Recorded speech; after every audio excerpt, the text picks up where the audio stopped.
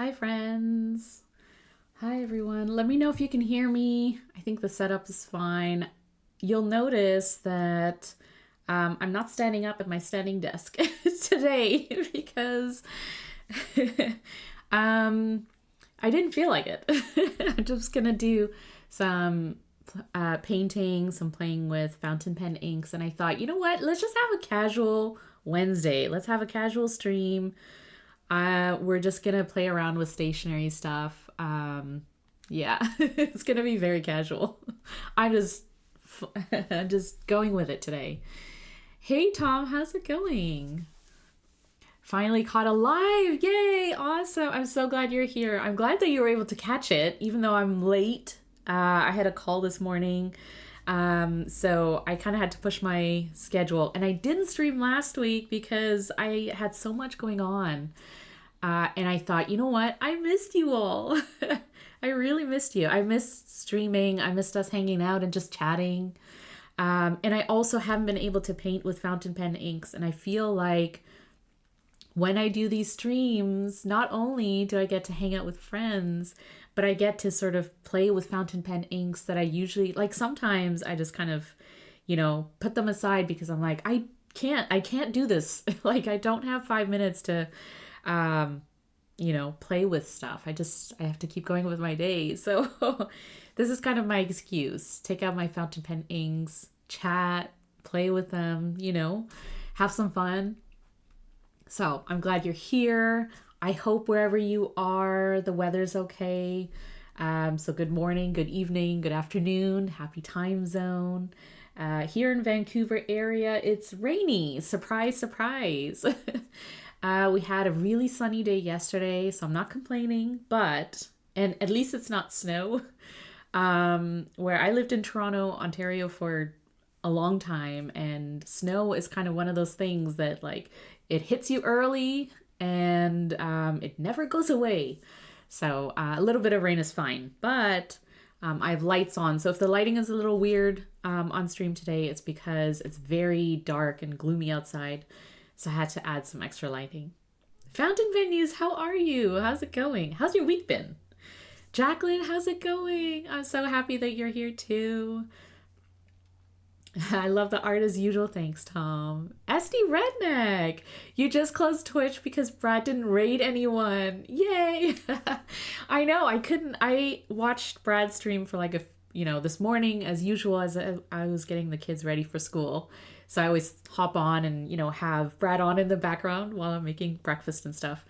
But yeah, I had to hop off because I had to drop off the kids at school, and then I had a call, and then I was like, you know what? I need to stream. So I find personally jumping, from stream to stream and kind of having, even if it's irregular, having some sort of like stream schedule where I can like, I can watch other people stream and have fun and hang out and have them on in the background while I'm doing other things is really cozy. It's comforting.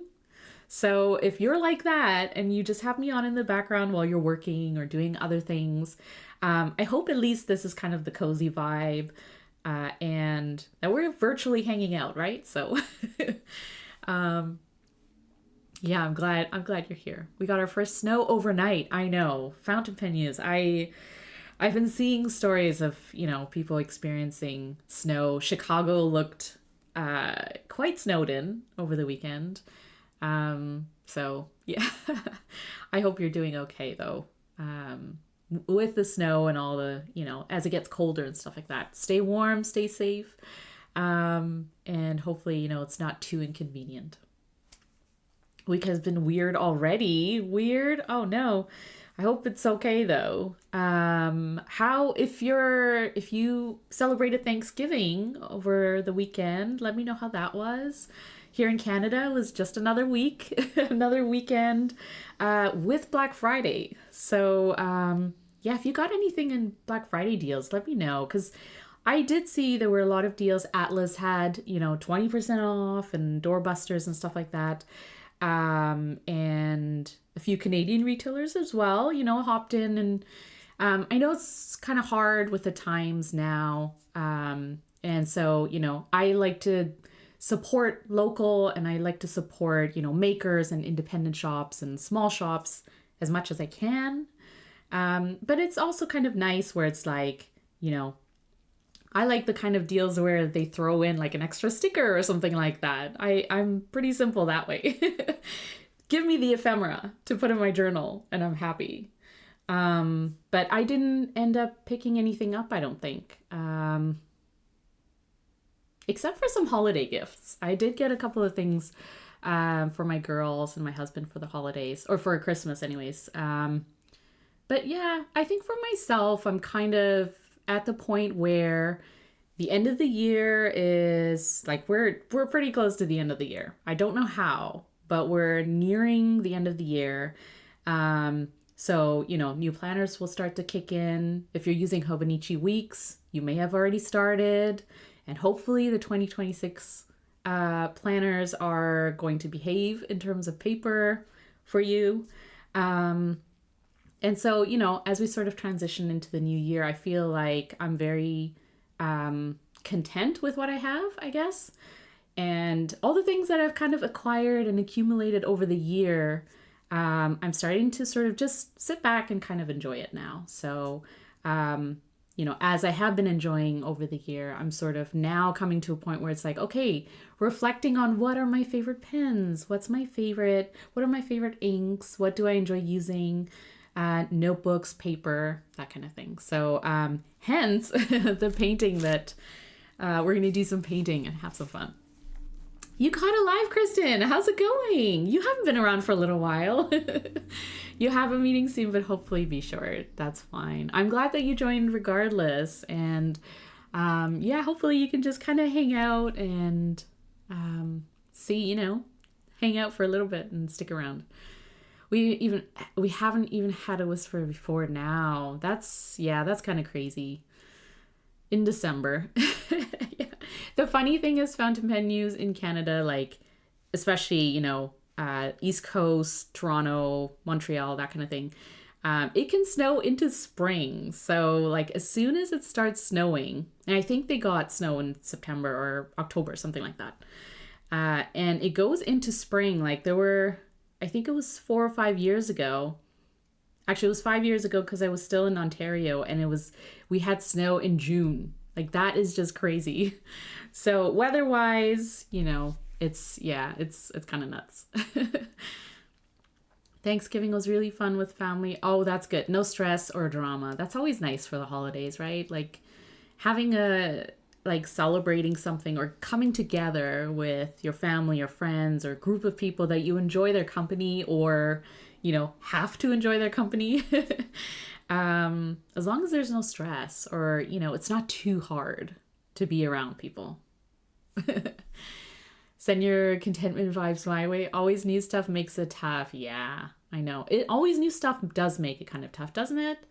Like, it's one of those things, like, there has to be some sort of balance, especially for me, where I'm acquiring new things because it's going to improve something, my writing experience, or it's going to make something more enjoyable. But then at some point it's like, you got to use that stuff. You got to use your stationery. And you got to use your stash. And one thing I've kind of focused on a little bit for 2026 is looking at my stash and seeing where I can repurpose something. Maybe a notebook where I use like a couple of pages and I kind of put it aside. Maybe it's time to take out those notebooks and use them, especially if they have good paper, because good paper is going to be probably one of those sticky points, right? Like we had a little bit of bad paper in some Tomoe River Paper Sanzen this year, and I think a lot of people are going to be focusing on whether or not things have improved for next year, and if not, or even if it has improved, is it still the kind of paper you want to use? Are there alternatives? And I've seen a lot sort of newer options for paper, which kind of excites me. I think it's kind of cool that, we're getting to a point in this hobby where it's like you can branch out and use different types of paper, especially if you're into using fountain pens or inks or things where, or tools where you need specialized paper. So, Jesse, how's it going? It's me. I'm back after a week of not streaming. We always want, but probably don't need. You're right, Tom. Like it's one of those things. Like, do you need it? Do we need any of this? Probably not. I don't know, but we want it, right? We want it because we want to be happy. We want to enjoy something. And a lot of us are very tactile, sensory people. We like to touch, feel, hear, and sort of play with things, right? So I get it.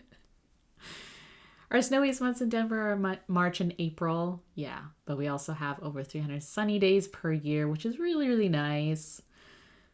So we'll snow a ton, and then the next day, yeah, full sun. I feel like it's kind of like that in the Vancouver area, except with rain. So we'll have a ton of rainy days, but then we have a lot of really nice sunny days. So a lot of opportunity to go hiking and stuff in the mountains, which I really enjoy. So you got Tomoe River 62 GSM notebooks. Nice. The paper is awesome. Oh, that's awesome. Great. I love hearing that. It's always fun to shop from your own stash. We want it all. I know. If you follow me on YouTube, from Corolla on YouTube as well, then I scheduled a video for tomorrow. It's going to come out, and it is a recap of all the planners and journals that I used this year. So I go through my lineup of planners and journals, how I used them with examples of spreads that I used. And Pop Out Gal, hello, I'm so glad you were able to join. And then also in that video, I'm talking about my YouTube video that's going to come out tomorrow. Just a recap of my planners and journals. If you're into that kind of thing, have a look. It's like 50 minutes long because I was just like going through it all. I also talked about some learnings from this year that I'm going to move into next year, or that sort of helped me decide on my planners and journals for next year. And then also a couple of books that I tried this year that didn't necessarily work out too much. Not because of the books, not their fault. But probably just because they weren't functional enough for me. Like they weren't books that I was reaching for. And so, you know, I'm okay with retiring books and using them another time. If they're dated, I don't mind redating. As long as the paper is good, as long as the layout works for me, or I can sort of, rejig it as I want to. So look out for that. And then I have to edit footage of my 2026 lineup of planners and journals. So that will come out sometime soon, hopefully, within the next week or so. And it's just me talking about like what I'm going to be using next year. So I'm always happy to chat about planners and journals and notebooks and paper. If you have questions or you want to sort of give your input of what worked, what didn't, what's annoying you, let me know. Like throw it in chat and we can talk about it. Because as much as I love talking about fountain pens and fountain pen inks, I'm also very much just like overall stationery enthusiast. I love all things stationery. Hi, I'm Corolla. And yeah, so if you want to talk about anything like that, let me know. And I'm sure anyone in chat too is into that kind of stuff. So it is all good. But in the meantime, I like hiking in the mountains too. Yeah, I love that. Give you the deets, G. Yeah, there's lots of deets, lots of details, lots of thoughts. I like reflecting. I find reflecting over a year of using notebooks and planners and journals is really interesting, because it's like, you know, if you're doing a month by month, you're sort of looking at it with a short view. But if you're looking at it from a yearly perspective, it's like a bird's eye view, right? Like you're seeing so much, and sort of the transition over time and how things sort of changed in your life too. Like for me, I find seasonally sometimes there are changes, and it could be just, things where it's like, I don't feel like writing a lot or planning everything. Like I don't feel like having an A5 notebook or binder. I feel like having something passport size. And I think it's all normal and interesting, and fun. Like I find that kind of stuff really fun to experiment and observe how I use, supplies and stationery. Is there a notify me on YouTube? Yes, I think there is. If you follow me, I think there's you can be notified. You're trying to shop your own stash this year as well. I know. I actually have seen a lot more people talk about using and repurposing from their stash this year on YouTube. So it's really nice to see, right? Like as much as we like to buy things and accumulate and acquire, it's also good to if you have these things and they're just kind of sitting there, then they're not being used for the purpose of what they're meant to be used for. And it's kind of nice to take a step back and then reignite your joy for why you bought that thing in the first place. Like, why did I buy all these notebooks, right? It's like there was a reason. You love the cover, you love the paper, you love the size, the design, whatever. And it's kind of nice to look back on, look through your stash and sort of, figure out again, this is why I love it. Why not use it, right? You're not wasting it. You're not wasting it. You're not ruining anything by using it. You're actually using it for what it's meant to be used for. So do it. That's what I tell myself anyways. It's always fun to see what has been hiding in those piles. Yeah, I know. I agree. Opening the drawers and opening those boxes of your notebook stash. Yeah, I definitely have a lot of piles and found things I forgot I purchased. Oh yeah, I think a lot of us do that. I'm addicted to starting new notebooks, fountain pen use. Yeah. That's like a guilty pleasure, isn't it? It's like opening up a new notebook, getting that fresh smell of fresh paper and feeling the softness of a new. And then it's like you write something on the first page and you're like, no, I did it wrong. Close it up and put it away. That's why I usually do it on the last page. I do my pen swatches and stuff on on the last page. I'm like, you know what? It's used now, so I can move on and feel good about it. G, you purchased a Passion Planner weekly. It's beautiful blue jellyfish cover. Otherwise, I own a ton of daily planners. Yeah, you're a Passion Planner girly. I love it. I love it. I love seeing the layouts too. I like their layouts. It's very simple, down to earth. Here's what I need to put down and use it for. And I like that.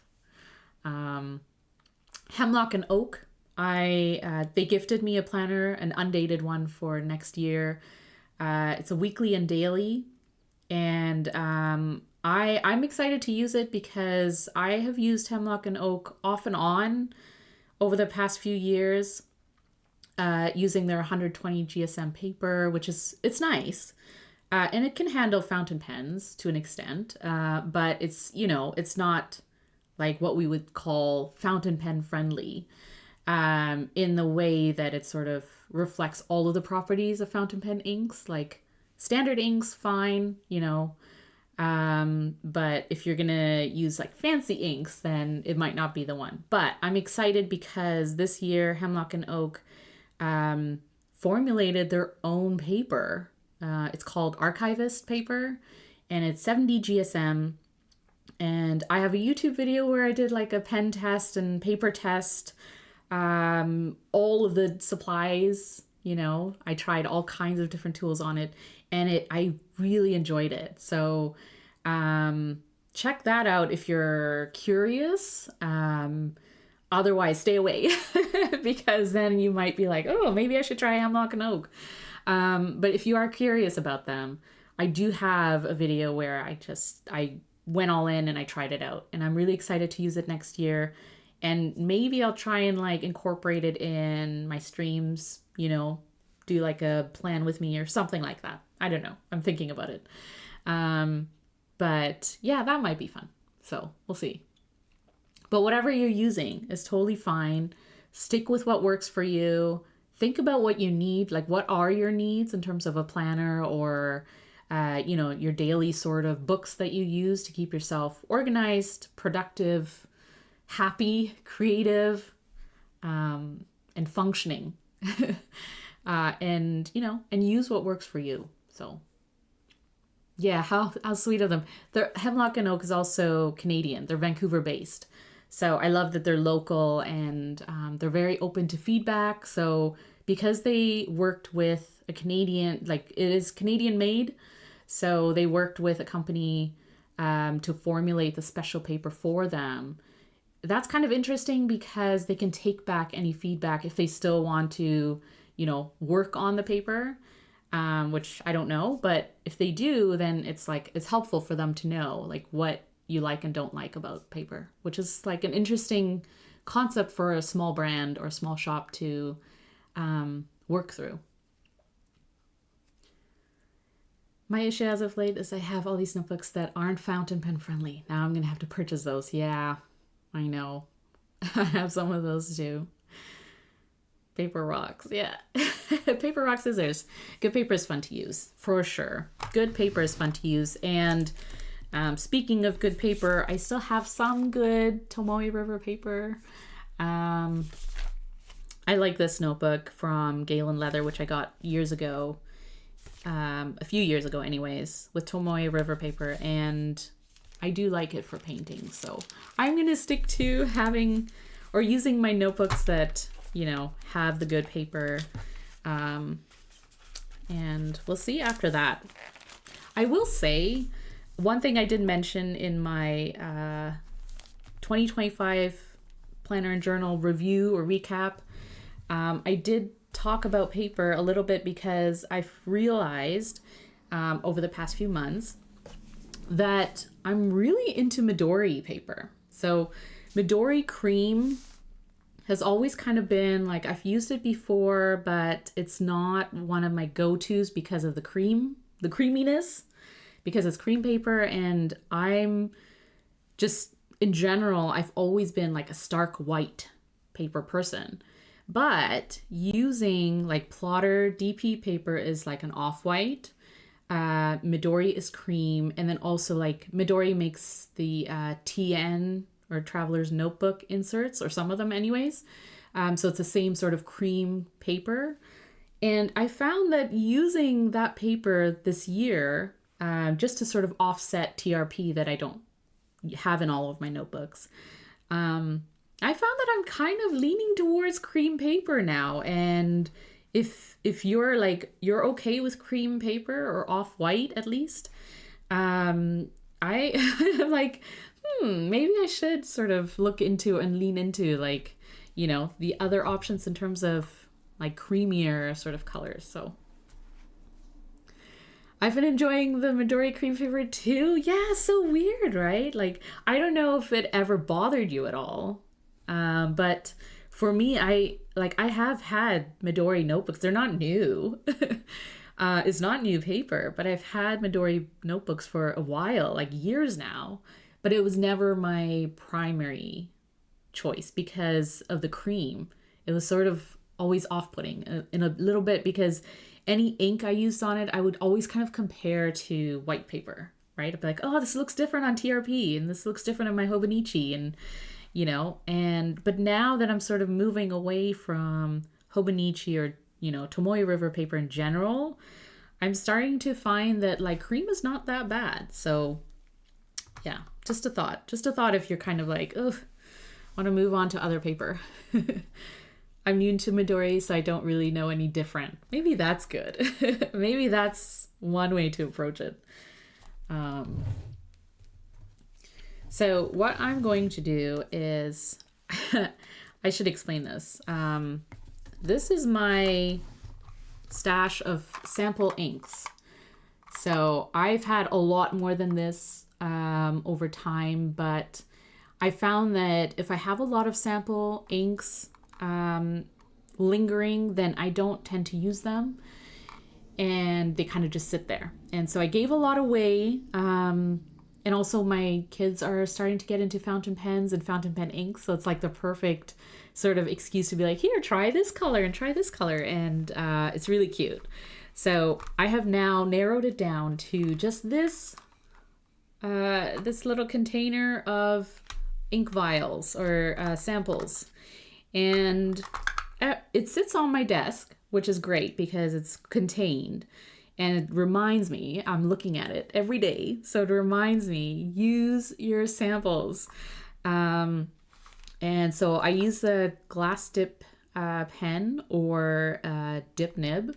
And every day in my 5-year journal, I just do a quick floral drawing. And I usually just pick out like a random sort of sample ink and use it. So that's why I kind of wanted to just do a little bit of painting with some of the sample inks that I have. So for the green, I have this Colorverse Walk the Dog, and I don't have a lot of it left. And this is a great thing too. Like if you're using sample inks and you don't have a lot left in there, like you don't have enough to fill a fountain pen, then this is kind of a great way to use it up. Like, you know, just throw a little bit in a paint palette, have some fun, do some painting. So yeah, I'm going to use that one as the green. I inherited one of the Midori goatskin covers. Oh, that is so nice. Is it nice and soft? Because it looks like it. You've been educating me on all the favorite options. Yay! So you've been trying out many types. I think that's the way to go. I think, you know, make your own judgment. Like, I know a lot of people who don't like Tomoe River Paper because it's so thin, right? And other people who love it because it's thin. So it's like, these are your personal preferences. So definitely try out different papers and pens, you know, and just kind of have fun with it a little bit. And then you'll find something that works really well for you. Will you be teaching a class at the California Pen Show? I will not be. I don't even know if I'm going. Just because I think for next year, I'm going back to the San Francisco Pen Show and I will be teaching again there as long as they'll have me. And then also I'm thinking of going to the San Francisco Stationery Fest, which is the last weekend of March. And I've applied to teach there, and hopefully, you know, I'll be able to do that and get slotted in, and then for sure I'll be going. But yeah, in terms of like workshops and stuff, I think I may be doing a few more like online workshops. But that's TBD. But for pen shows, for now, I think it's going to be SF Pen Show, and hopefully SF Stationery Fest.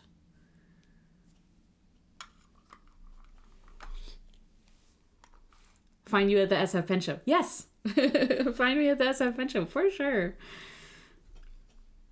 Yeah. I'm going to try an Aura style planner this year. A new layout for me will be interesting. Yeah, I was very intrigued by Aura Estelle. Again, another Canadian brand, and also I think Vancouver based, so they're local. But I have been enjoying their progress over the years of how like their planner layouts have been, because I had an Aura Estelle 3 years ago, I think, something like that, where they did the collaboration planners with Annie Plans. And that was really nice. Like, I loved the paper. I liked the books. The B6 was really nice. It was a good size. And then I just kind of fell off. You know, I used other planners and stuff like that. But I did see their, like, magnet planners or something for 2026. And they look really good. So I hope you enjoy. Yeah, I'm really interested to see what people think.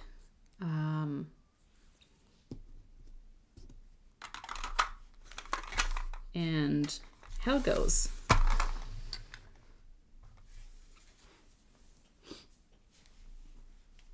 I got to try them in person at the Chicago Planner Con. Oh, awesome. I threw all my pens at it and it was great. That's awesome to hear, Kristen. I'm glad that like, that's always the way to do it, right? Like use all of the things on them and see how it handles the paper, pretty much. I was surprised to see new vendors this year at CAPS. Oh, yeah, all the new vendors. I did see the vendor list come out for the California Pen Show. It looked like a lot, right?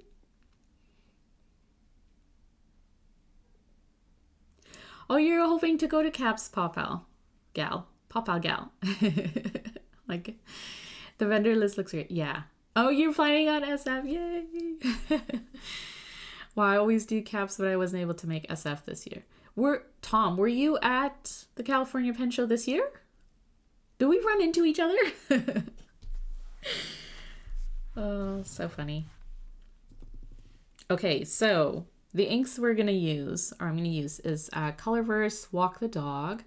I think I'm going to go with a little bit of a lighter palette today just because it's so gloomy and dark out. I'm going to go with a few warmer colors. So a nice pink, Sailor Shikiori Yozakura. This one is Lennon Toolbar Bubble Tea. And it's a very nice beigey color. Something I probably wouldn't put in a fountain pen just because it's so light and muted. I like my inks to be very legible and dark when I'm writing with them. Probably because of my eyesight, but and then also Wearing Ghoul Lost. It's a very nice shimmer ink. Is it shimmer ink? Maybe. Let me just double check. But these are all colors like I've used before, and it's very, very pretty. Let's see. It's not shimmer. It's a blue gray ink with medium shading.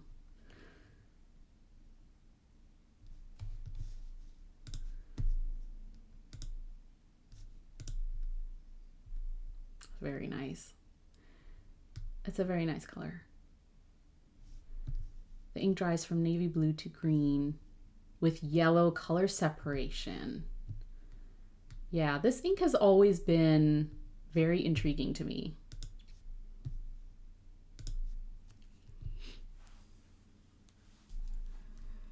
Yes, I met you briefly while sitting down at Annabelle's table with Dustin. Really? Oh, I'm sorry. I'm so bad at remembering these things. I'm sure it will come back to me at some point. Like, oh, yes. Oh, yeah. I'm now addicted to SF Pen Show. That was such an incredible experience. Yeah. Yes. You always need more of me in your life. That's why you're here. Yeah. It was such a good time. The first time I went to SF Pen Show a few years ago, and 2023, yes. And it's like that first show that I went to, I was like, wow, it was still kind of overwhelming and busy, not to the extent that it was this year, but it was still, really, really fun, lots to see, lots of vendors, and I had so much fun. It was such a great time that I was like, I need to come back. And I had such a great time hosting a workshop that I was hooked. So that's why SF is kind of one of those shows that, like, if I didn't go, for whatever reason, I would just be really sad, like knowing, what I would be missing out on. It's like, FOMO because you've been there before. And you just want to experience it again. So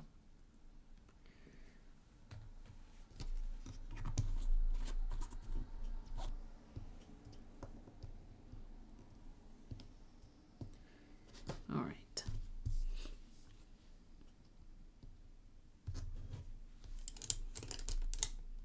I've never been to SF, but it's really great, but overcrowded. Yeah, I think that was one of the One of the feedback notes from this year from people is that SF was overcrowded in terms of like, it was just overwhelming. It's a lot of people, little space, you know. And I feel like that could be one of the reasons why there's going to be the SF Stationery Fest, because there was a lot of crossover between pen vendors, you know, vendors who are primarily fountain pens, and vendors who were more like accessories, so like sticker shops, washi, you know, things that use paper, things that you sort of use with pens, or things that are kind of adjacent. Like if you're into fountain pens, you would probably be also into, you know, accessories like stickers, washi tape, that kind of stuff. And I think separating them out into a stationery fest for, you know, sticker vendors and other non-pen brands or shops, I think is a good idea. Just because, like, you know, if there were vendors who couldn't go or who weren't, you know, there wasn't room for them at the SF Pen Show, and they were primarily pen vendors, like, I would want them at the pen show, right? And that's not to say I don't want accessories and other things to be there. It's just that, you know, you can't fit everyone in, not at the rate that they did this year anyways. Like, it's just going to keep getting busier, and more people are going to be curious about the pen show. Like, what is this about? And they'll try and just come by to take a look. And it's like, ooh, that's a lot to take in as someone who not only is in the community and is really excited about pens and that kind of stuff, but like, imagine a person who isn't in the community and just like wants to see what's going on and maybe grab a pen, fountain pen, because they've heard that it's, you know, something that they might be interested in. So yeah, it's one of those things. Like, you have to find a balance, and hopefully they do, and hopefully they'll find a formula that sort of works for them, for that venue too. I think they're kind of locked in, like for SF especially, they're kind of locked into that venue because it just works for them, location wise and accessibility in terms of like people who are flying in, and being able to just get there really quickly. But yeah, I don't know if they're willing to change that venue.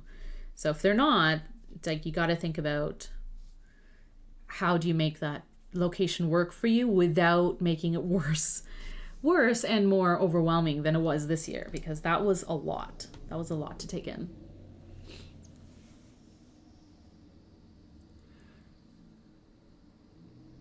Yeah. Be nice if they can figure out the crowd control, for sure. For sure. Guess what? Lucas from Hahnemühle Glass said he'll be at the Colorado Pen Show next year. What? Ah, that's amazing. I really like the eyedropper that you have, fountain pen use. I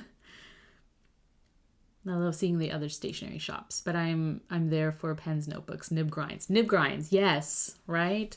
They're kind of stuck in that hallway too. All the nib specialists and stuff. It's like trying to get to them is a whole adventure, because you have to go through all these mazes. It's either that or a new location. Yeah. Yeah. I want a glass pen like Brad's Hahnemühle glass pen. I know, Brad has such a nice one. Such a nice one.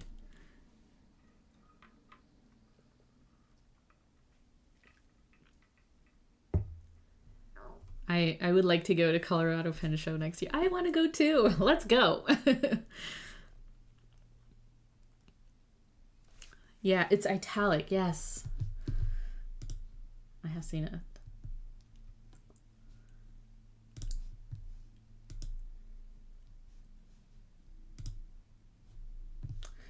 Oh, so nice. I love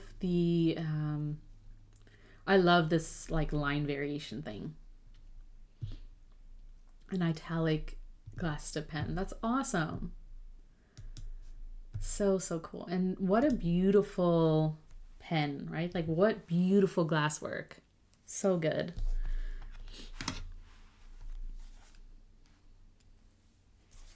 So I am going to do a few things actually. I'm going to paint on, this is Tomoe River Paper, and then I'm also going to do one on, let me move a few things. Watercolor paper. This is my fancy watercolor sketchbook. Because obviously watercolor paper handles inks and paints really, really well, as it's meant to. So I kind of like doing it both on TRP and watercolor paper, just to like, you know, really enjoy the inks that I'm painting with. Yeah. And also because on watercolor paper especially, you can add a little bit of water to dilute inks if you want to, and really make them sort of like paint-like. And you can paint with darker inks too, which, like, if you're kind of dipping in the ink and painting on TRP, you can't add too much water, just weighs it all down, takes forever to dry, and then usually will sort of seep through the page. But so that's why I tend not to paint with really dark inks, because you're just like, I'm just saturating the page with the dark ink. And then if I draw on top of it, which I like to do to draw some details, then it's really hard to see, right? Because the ink is so dark.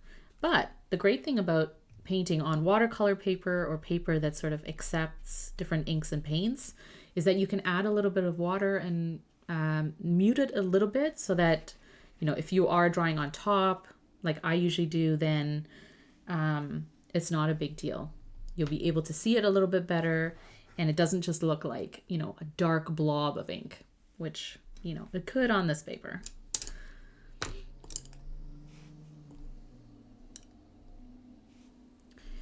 I'll add some pink now. I personally really like pink and blue together, especially if it's like, you know, a teal blue or soft blue with kind of like a rose, this shade of pink, like a rose, yeah, rosy pink or pink purple. I really like that combination.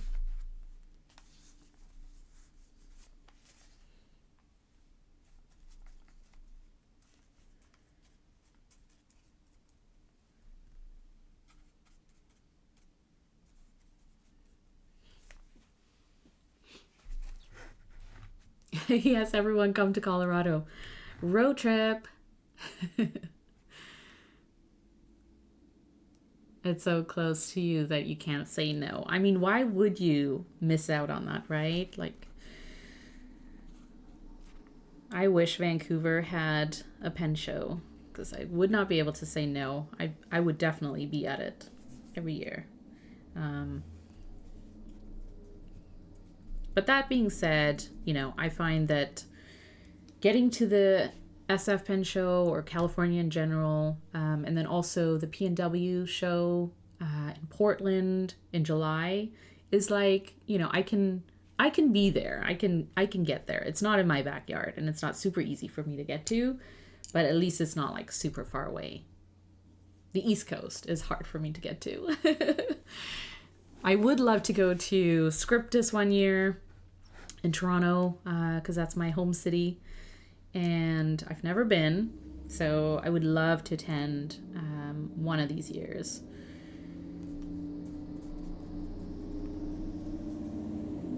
And then also on my wish list is the Chicago Pen Show.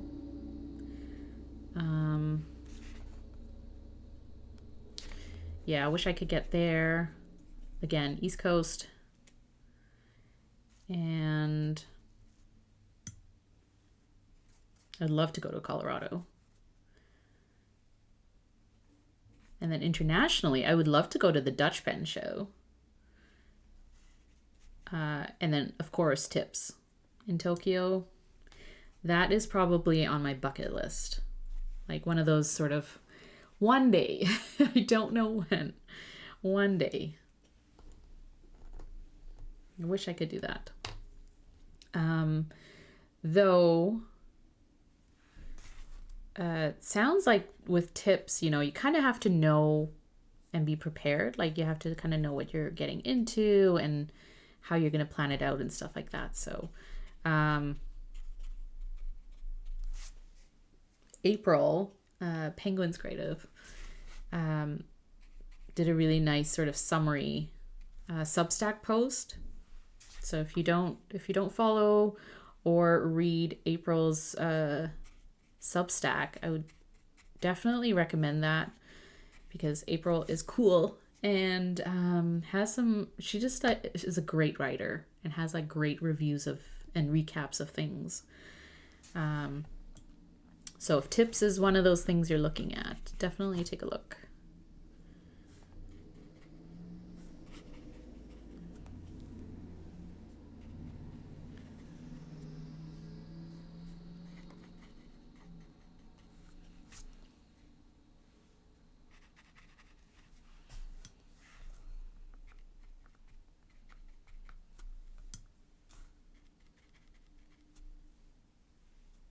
I used a lot of the blue, the Warangul Lost,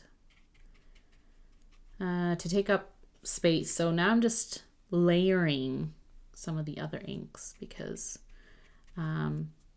it's fun, and also it just gives a little bit more depth, a little bit more interest. So I like doing that on watercolor paper, on TRP too. But I like to sort of wait until some of the ink is dry, just because like if you're adding a bunch of ink on top of ink, it's just going to become a big blobby mess of ink. And sometimes it's sort of hard to tell the ink colors and distinguish them a little bit. So if I wait for it to dry just a little bit, you can add another layer and keep them separate a little. Hi, Spicy. How's it going? Let's see. Yes, come to Chicago. Deal.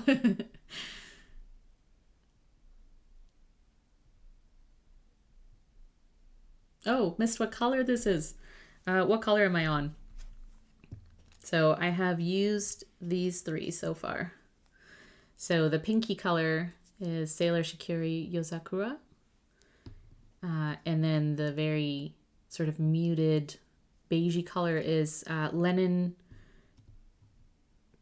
Toolbar, Bubble Tea. And then this really nice teal is Warangul Lost. So that's what I'm sort of layering now, playing with.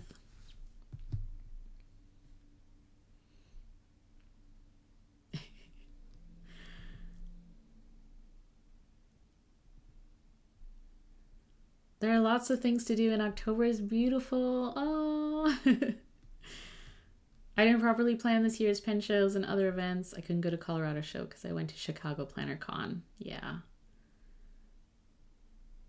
At least you got out to something. Let's plan a Vancouver pen show. Yes. I'm hoping to go to CAP's Chicago, SF, and Colorado next year. That's a lot of events. Yay.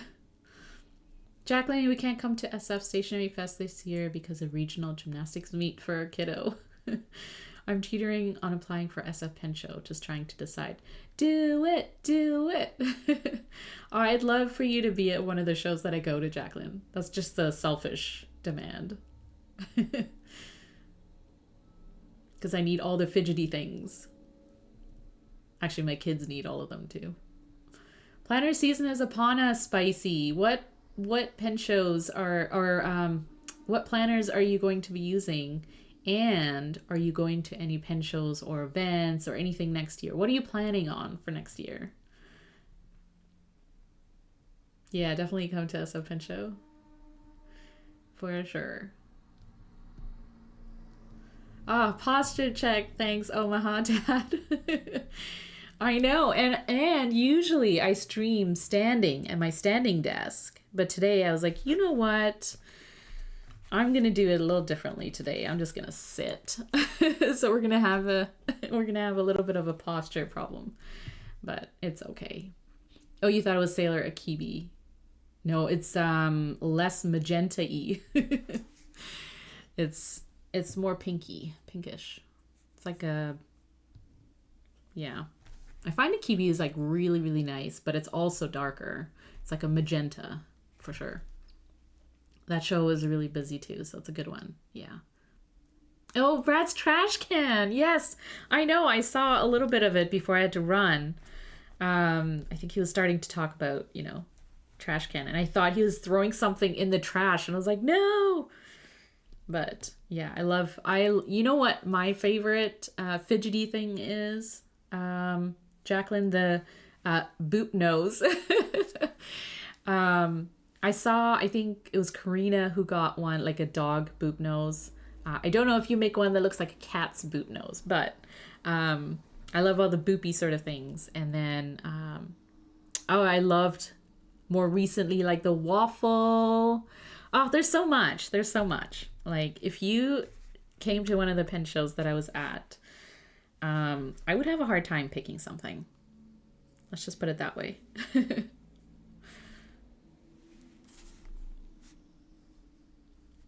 So this green is Colorverse. Oh, here we go. Colorverse Walk the Dog. And I've had this for, someone gave it to me. Could have been Hannah. Last year maybe. And it's a really nice color. I don't think I've inked up a fountain pen with this, but I love painting with it because it's just such a nice green. Very like leafy. And if you're into sort of, olive shades, olive inks, this is really like a really, really nice olivey color. But not like too yellow.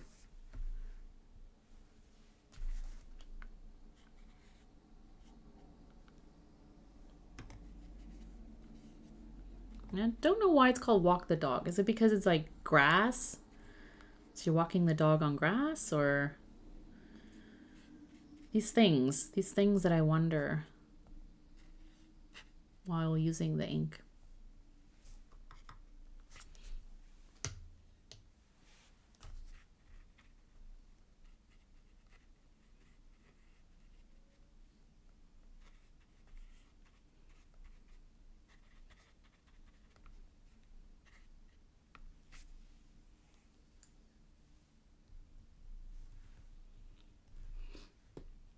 You would love a cat's boop nose. I think we would all like that. Oh, you do make a cat nose one. Yes, I need it. No Dutch pen shows till I'm done with my schooling. Oh, it always falls during your exam time. I would love to go to the Dutch pen show one year. That's definitely going to be a trip. No US pen shows. Yes, Spicy. I am with you there. And honestly, it's one of those things that's always in the back of my mind when I'm planning a trip because as a Canadian, even I sort of worry about like where I stand. Am I still welcome? So, yeah. That's why we need one in Vancouver.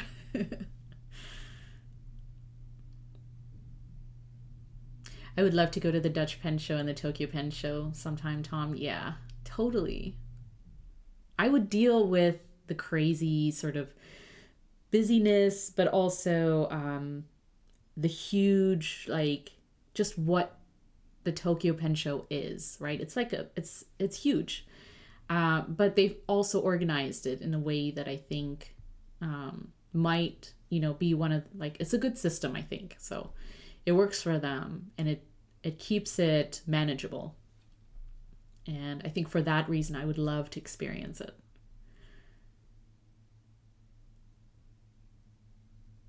The box has a picture of a dog on grass. Thank you, Tom. Okay, because I have a sample of it, so I don't know what the box looks like, and I obviously could have looked it up, but I didn't. And I just every time I use it for painting or whatever, I'm always like, oh, what a interesting name. I wonder why. It's of course it's a grass that you walk the dog on, I guess. So that's the connection. But yeah. Are you still enjoying your Brad picture, Spicy? Because the last time I heard was you had to deal with customs over it. And then I don't know what you ended up doing with the picture. Walk the Dog is from a series called Joy in the Ordinary. Thanks, Olive Octopus. Joy in the Ordinary. That's so awesome. Because yeah, that's like, you're walking the dog. It is very ordinary, but also joyful.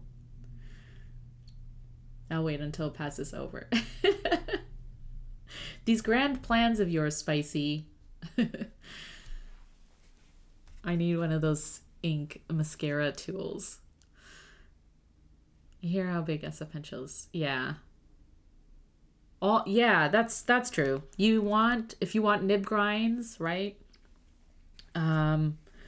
I feel like they're more accessible maybe I've noticed like over the past year or two maybe, a lot more nib grinds available at like retailers, retail events, stationary events, and it's sort of becoming more of a thing, I guess. Especially for people who have a few fountain pens and have experienced fountain pens. And then the next step is like, well, why don't you customize one of those nibs? Because of people like me, we're like, why don't you try an architect or, so yeah. I'm just gonna wait for these to dry, by the way. That's why I'm kind of shuffling around. Put this on my windowsill. This too is, this one's sort of wet because I added water to dilute it a little bit. Just because you can with watercolor paper. And then while we're kind of hanging out, and because Olive Octopus is here, no, that's not why. But I have these really fun designs from Olive Octopus that I got as a set for the St. Jude's campaign. And yeah, I was like, I want them all. But I did choose the floral. Surprise, surprise. I chose the floral designs because they're so pretty. I love them all. And there's some extras in here, which I really like too. They're so cute. I love it. And then also the ink ponies, which I won't be doing today. So we'll set the ink ponies aside. But I did want to choose a few floral designs and use up a little bit more of this ink. So let's do a few of these because they're fun and they're so pretty. And I love the designs. I think they're awesome. So let's do maybe 4. Let's see how many we can get through. But I had them sitting there and I was like, I should just, as we all, we should just take out our inks and play with them and paint. But things get in the way and it's just one of those things. Let's see. Okay.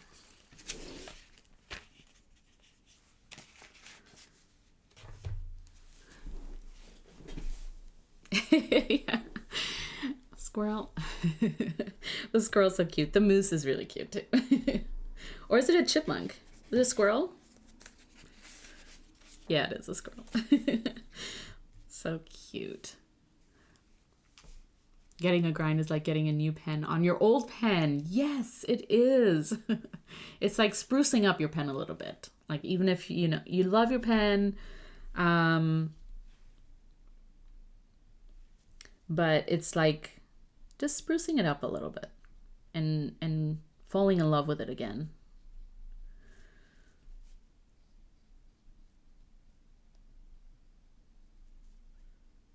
And sometimes if you have a pen where you just don't reach for it because of the nib size or something like that. Like I've gotten a pen before with a certain nib size because that's all that was available. And I was like, I just really want this pen.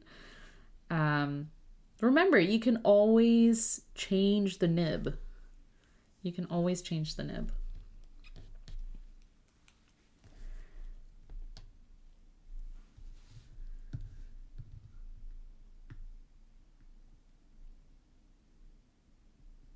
Oh, spicy. Considering how expensive retail pens are, I don't think I'll buy pens.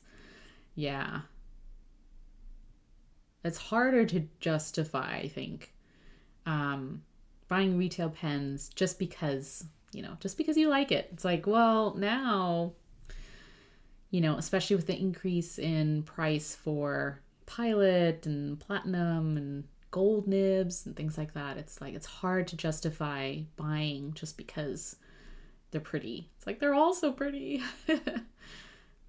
I ended up getting an Architect nib from FPR, hoping it's good and I like it. Oh, I hope you like it. I do like Architect nibs. Especially because, especially for writing all caps, I find it really, really nice. Handles really well. And you can yell at things on your paper with your Architect nib. I love that style of, writing. Yeah, I'm going to try to keep my pen purchases to a minimum. Yeah. Focus more on nib grinds. I think that's where it's at. Especially if you have a selection of pens that you really love, I personally too would just focus on really enjoying the nib. And if you don't, is there some way you can customize it a little bit?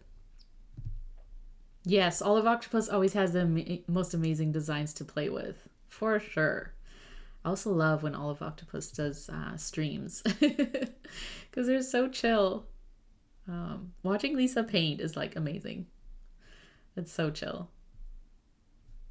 Everyone convinced me and I just applied for the SF Pen Show. Yay, go Jacqueline. We want you there. We'll have so much fun.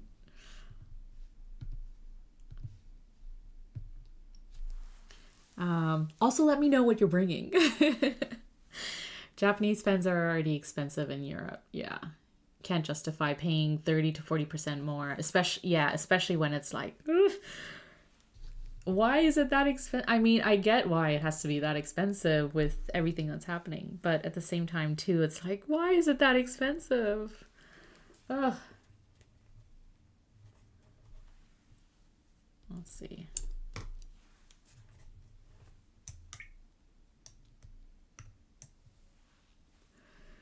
I heard it's hard to get a table. Well, I hope it's not too hard, especially if they're kind of moving some vendors or encouraging vendors to apply for the SF Stationery Fest. I'm hoping that it will alleviate some of the pressure and demand. But yeah, I mean, I think a lot of pen shows are sort of going down that way where it's like it's harder to get a table, and then also, if you do get a table, how big is it going to be or how small is it going to be? Because they're trying to fit as many vendors in as possible, I would assume.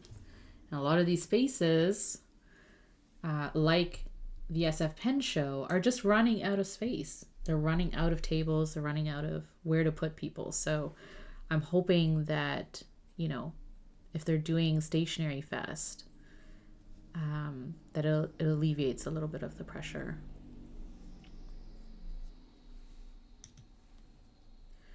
But we'll see.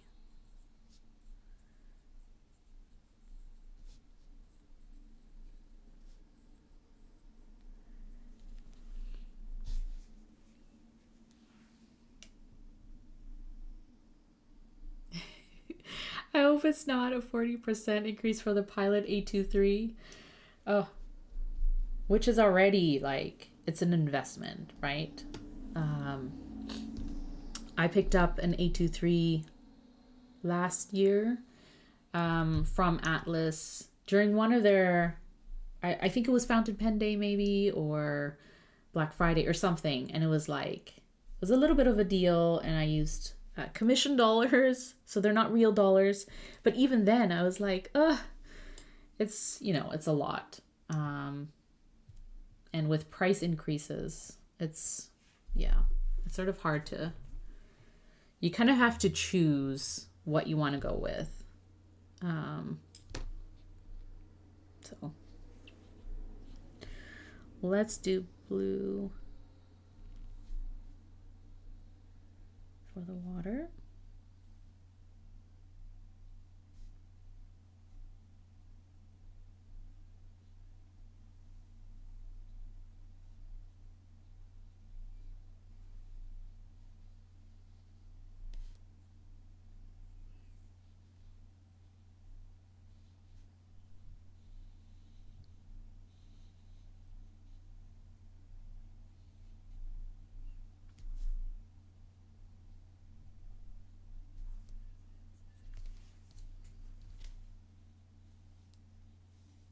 Turns out I picked the right colors for this, for these scenes. And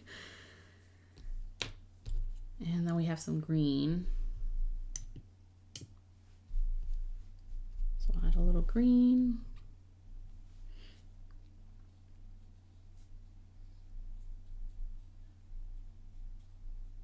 What planner are you using, Spicy? Did you tell us?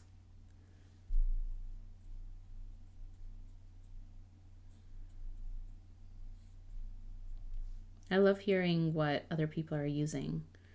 And then sort of keeping tabs on how people are enjoying their planners, how the paper is. Always hoping for the best.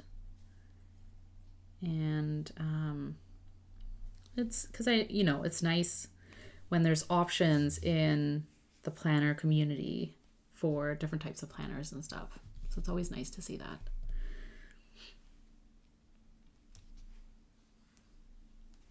EU resellers rarely give a sale outside of FP Day. Yeah, that's a little tough. So if do they do like affiliate? I don't know, EU retailers. Do they have like affiliates or things like that where you can like, you can help a creator out, but also get a little bit of a deal. But not all do. So.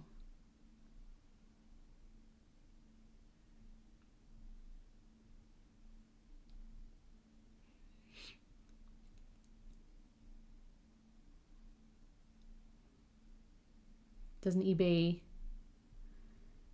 have the more inexpensive 823 imported from Japan? Huh. Excellent colors with the scenes. Yeah, I just kind of lucked out, didn't I? I'm gonna put green here.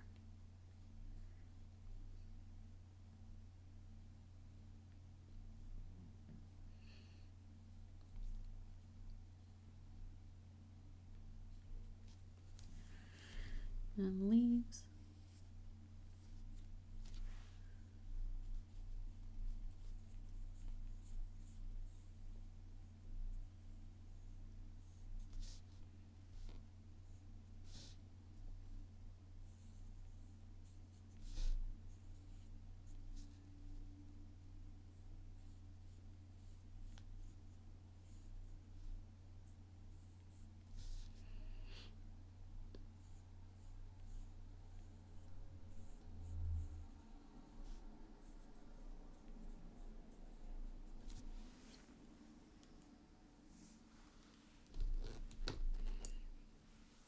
I don't like how this blended.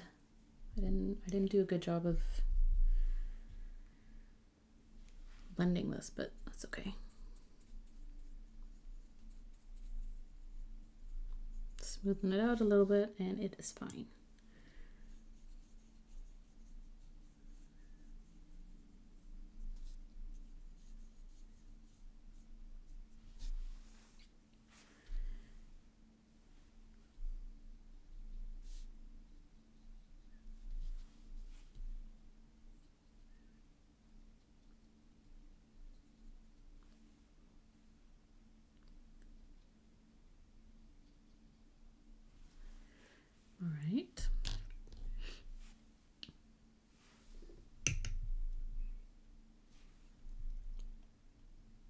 Yeah, it's a little cheaper, but if something goes wrong, there's no retailer you can go back to. You're kind of stuck.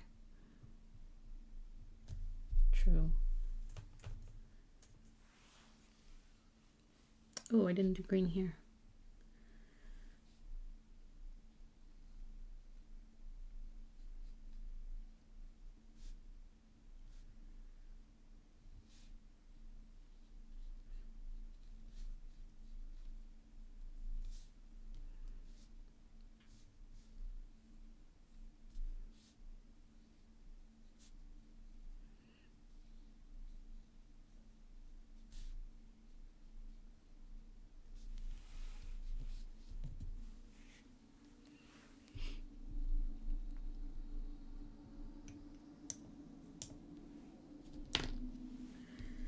Okay.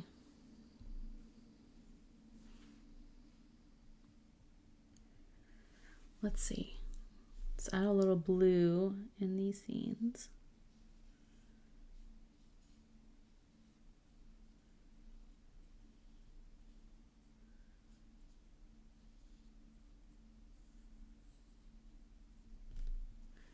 Blue green.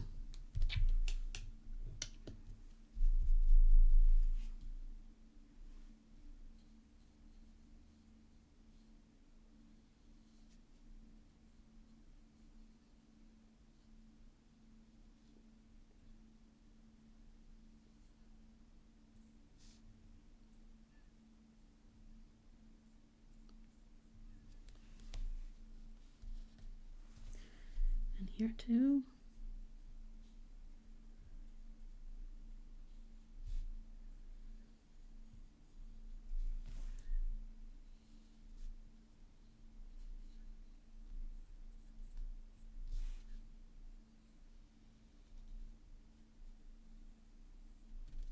There we go.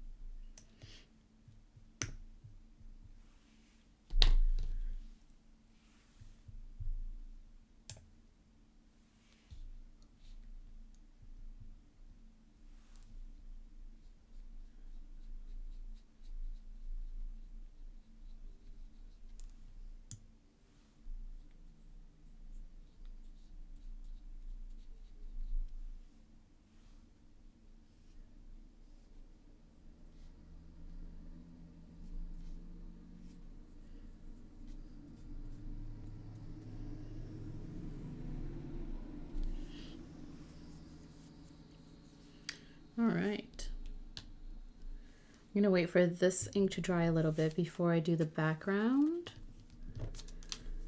because I don't want to mix them up too much. So let's set these aside somewhere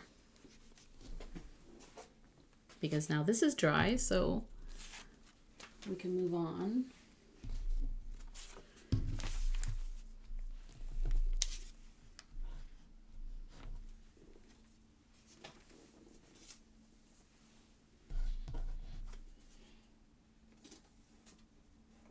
Okay.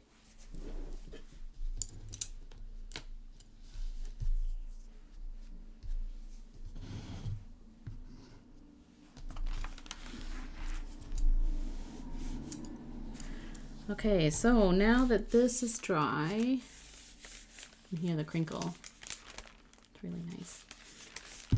I'm gonna add a little bit of detail on top to make them look a little more flowery. But first I'm going to write the inks so that I don't forget. So with the swatches, I usually just write down what inks they are.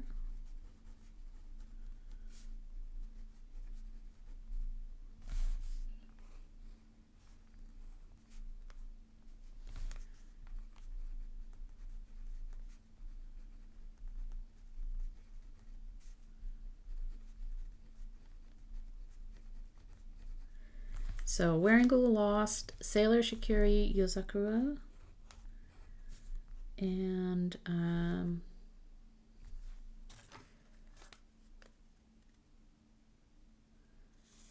Lennon Tuber Bubble Tea. It does kind of look like bubble tea, like a very light color.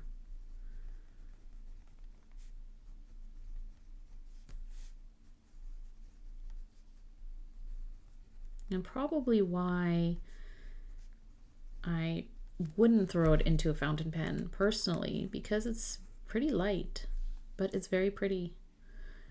And Colorverse, Walk the Dog.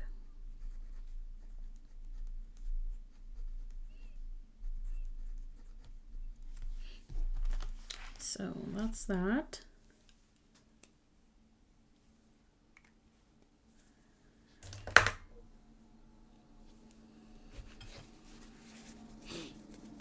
These colors are gorgeous, right? Instead of buying pens, I should be getting more inks. That's the way. This is the way. Get more inks. And use your samples, for sure. So I set these aside. So drawing on top of fountain pen ink that's already there, I like to use my Kakimori pigment black ink with a dip nib. So I usually go with the Kakimori stainless steel dip nib.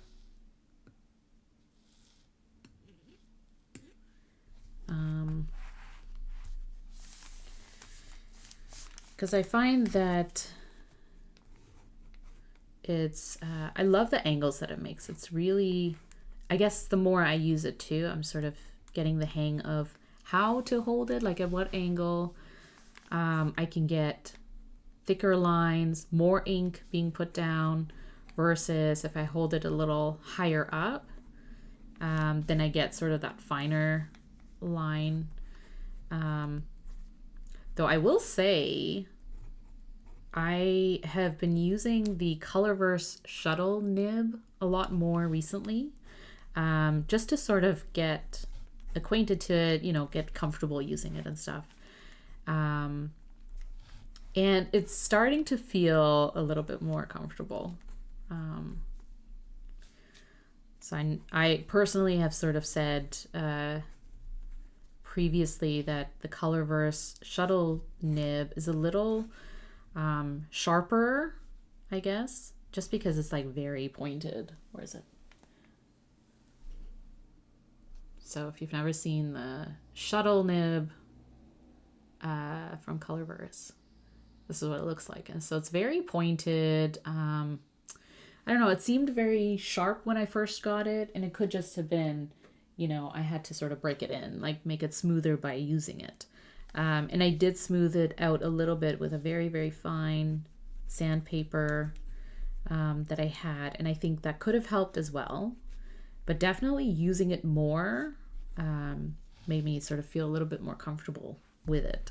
So, but I still turn to my Kakimori stainless steel when I just want to sort of not worry too much about handling the tool. Not focusing, you know, so much on how I'm using it, but just using it. So this is still kind of my go-to dip nib.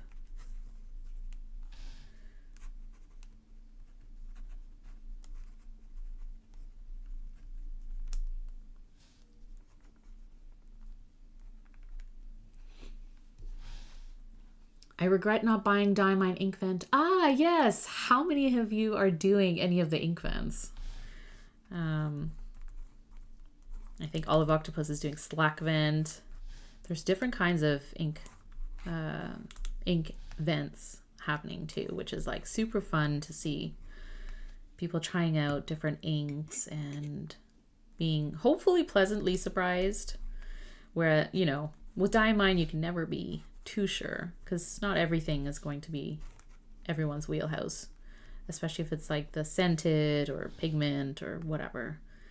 But hopefully it's fun if you're doing it. I am not. I kind of like just seeing people's reactions to the different types of inks. I can't commit to an ink vent without, I don't know, I guess knowing that I'm going to enjoy most of the inks. And also I just find it's a lot of inks to add to your collection, or, you know, try and get rid of afterwards if they're not your type of ink. Yeah, I just kind of like seeing different, you know, everyone else sort of sample theirs and swatch theirs and stuff like that. I just kind of live vicariously through other people who take the risk of getting ink vents. Colorverse and Diamine. I think the Colorverse one looked really interesting. It's just a lot. It costs a lot. It just kind of came down to how much it was. And I just didn't want to put down a lot of money for probably, you know, not all the inks that I would want to have in my collection. I still think it's a lot of fun, but I guess for me it's just more of a cost analysis versus like having a bunch of inks too. So this year's theme is teal. I know, I love teal too, Spicy. It was I was so tempted. I have never done Diamine's ink vent, and if there was a year that I would be tempted, it was this year, because I love teals too. So we can commiserate together. But that, you know, that's not to say like the popular ones that they release as ink bottles you may be able to pick up if you wanted to. And also I've had samples sent to me from, you know, friends who wanted to share some of the inks that they weren't really into, and so I got to try out some inks that way. So there are ways also to kind of enjoy it as well. But yes, I feel the pain. I feel the pain. Slack vent and color vent for me. Olive Octopus. Yeah. I did watch Eric Gama's, or Amarillo Stationery. I think it's Eric Gama on YouTube is his channel. But he did like a spoiler video for the color vent and Diamine ink vent. And I watched them because I was, you know, curious, and also I just wanted to see if they were good. And I think for the most part, like, there were some really good colors. Maybe not everything. And I think that's kind of what to expect, right? Like, you're not going to love every single ink unless you're that type of person who likes every single ink. But I think it's just kind of fun to sample too, if you're able to. I do love seeing the different ways people are swatching them, especially because it's like the same ink, but different ways of seeing the properties and seeing how people are swatching them and enjoying them too.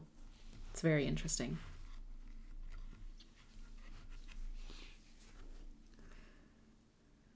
I'm swimming in ink. I have 4. Oh, the Enigma one. Diamond and Enigma. Inkma swap. Wow. That's awesome. That's a lot of ink, Kristen. But also, you know, it makes, I can see how that sort of makes December a little bit more interesting, because you're like sampling different inks and having fun with them, right? And that's what we should be doing, having fun. I'm going to use a blotter for this ink because I don't have all day to watch it dry. I think everything else is fine.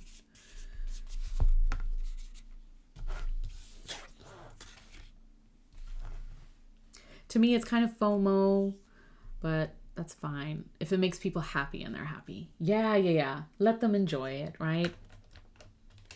I feel like that's what this hobby is about.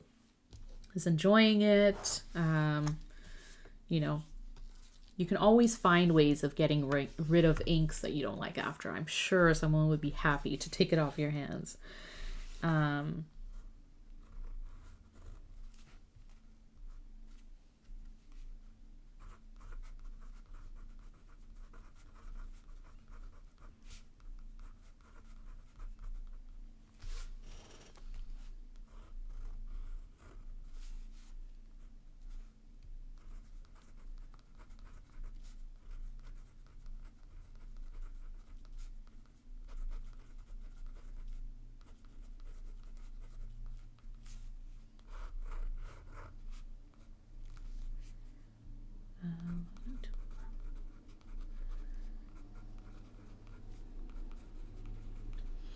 I don't know why, but every time I think of Lennon toolbar, I always think of Tono and Limbs, and for some reason it like confuses me. They're definitely not the same thing, nor do they sound anything alike. But yeah, my second guess. Is it Lennon toolbar or Tono and Limbs? I don't know.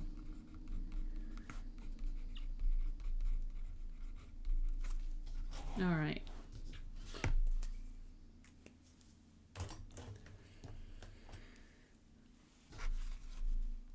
So with this too, I'm going to use the Kakimori pigment ink with my stainless steel nib. And some of the ink still feels a little wet, but it is fine.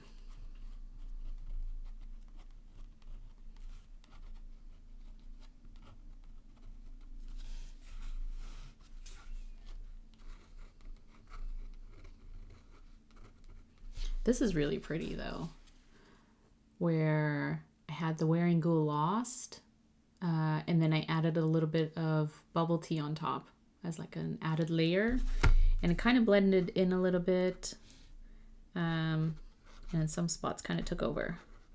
But I think that's kind of pretty how it's sort of layering there.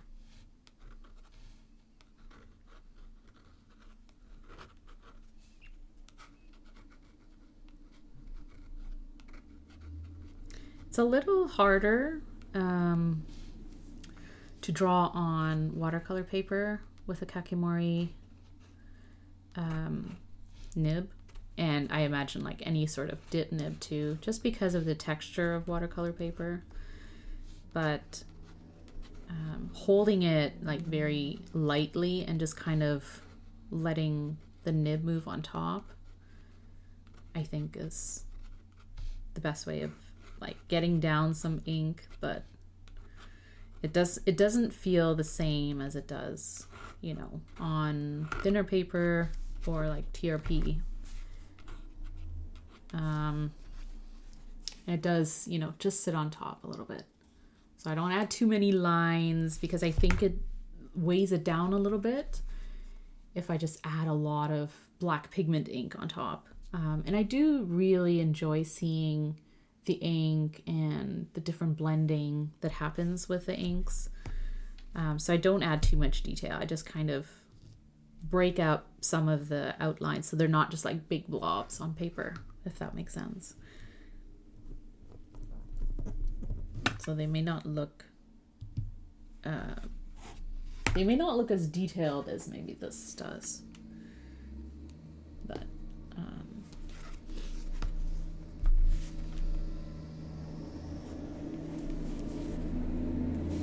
like I add a little bit more pigment to, you know, sort of signify like the center of the flower, or break them up to be a little bit less like monotonous, and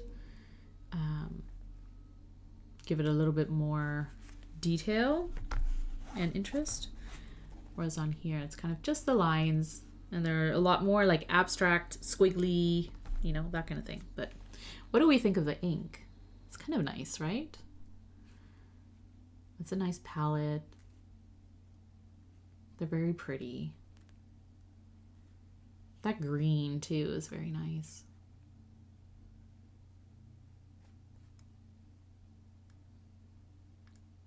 I think here too, I may have used, I don't know if I mistakenly sort of used paintbrushes and mixed up the inks a little bit, and so some of the inks might look different shades and stuff like that too if you mix up the paintbrushes, but it's just fun, so I'm not too worried about it. And then also as the ink moves around too, you'll find that you have ink bleeding into each other, and the shades will change a little bit, but it's kind of fun. So Zodiac Pens, you're here. Nice of you to join us. Why, hello.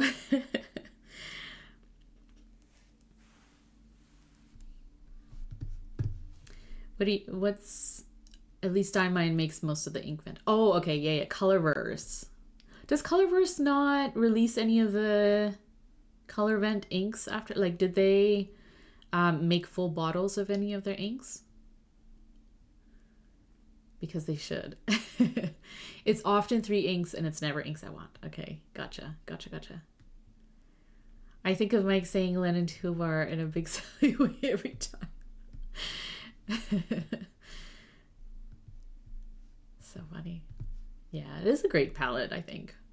Seeing Corolla light up and smile when she realizes I'm here always makes your day. Oh, I'm so glad. I'm glad you're here, Bart.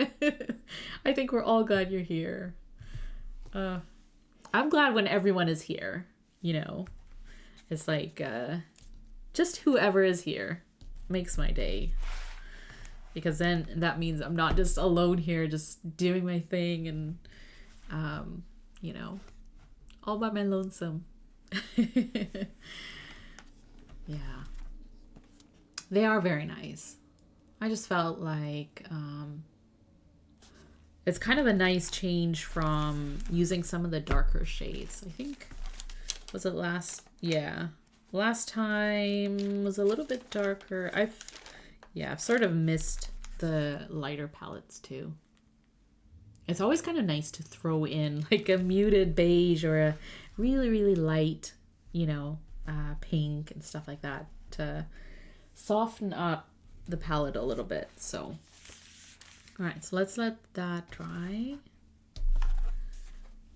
Well, let's finish these.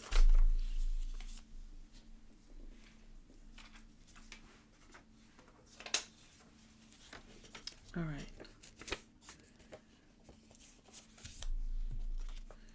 This is great paper. That should dry a little bit more, but these are dry.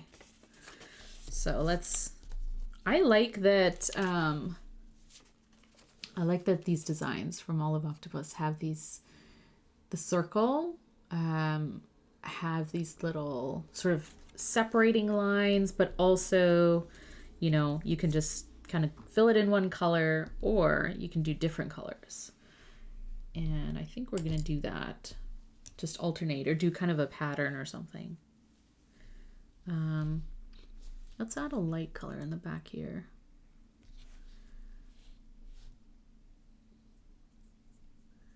So the background is going to be bubble tea.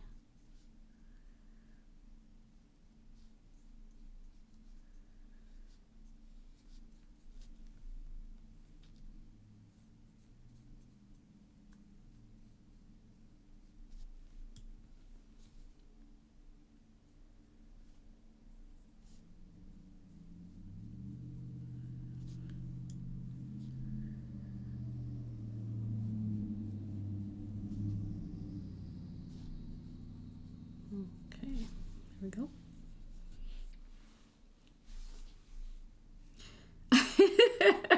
I always lurk until I see whose nib holder you're using. So funny, Bart. Why? Is it yours? Yes, I love this nib holder, Bart.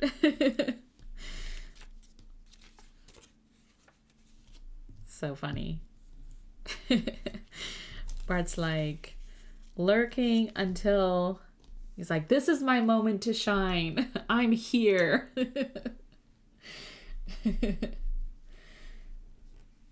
Wait, whose nib holder did you say that is? Who made it? Oh, so funny.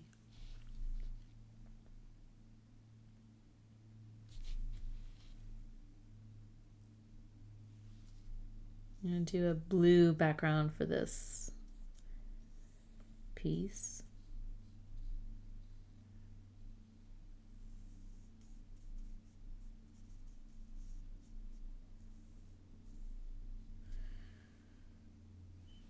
See, I was testing you, Bart. I was like, if I don't say anything, I'm gonna see if he shows up. It's the same with Karina. She may or may not be lurking.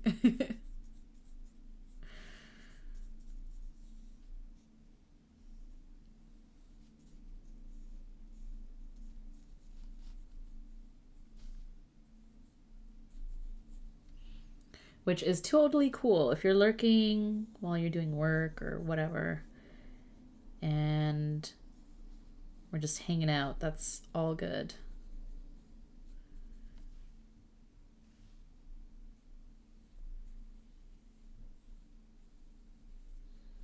There we go. Let me make this the very light background. Let's do that.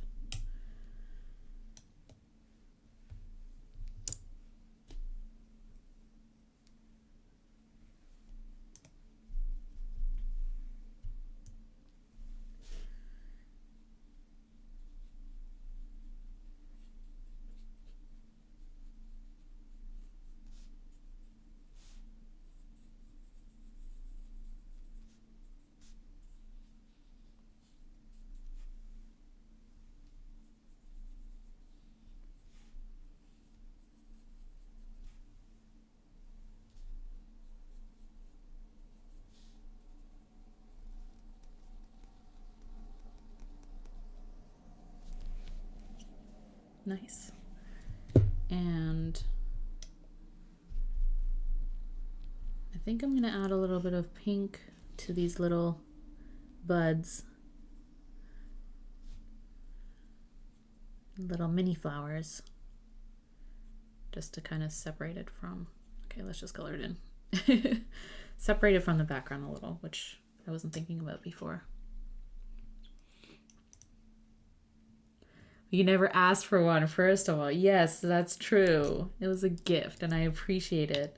And also, Karina has the same one, so we're nib holder twins. I love it. We were talking about it when I saw her in Vancouver, which you were not invited to, Bart. When Karina and I hung out in Vancouver. Of course you were invited. And we're like, if Bart could make it, he would absolutely be here. Kick the door down just to be like, hey guys, I'm here. Oh, that was... She never asked for one. Actually, I'm at work. I've been listening, but wasn't able to interact. Well, I'm glad you can listen in anyways. Oh, I see. I totally missed that. Papa Gal, where is my nib holder? You never asked for one. Yeah, you have to ask for these things because otherwise Bart doesn't give it to you. I forgot for the planner I didn't buy... You didn't buy a planner, Spicy? You're stuck in limbo. Either it's a Jibun Techo or Hobonichi Cousin A5. Yeah. Does Jibun Techo have an A5? Or is it like the A5 Slim? You still don't have one either, Bart. Order a Midori one. Order a Midori monthly. Or what is it? Midori Light. Or it's just the monthly and some note pages, I think. Do it. All right, let's see. Now we're going to do...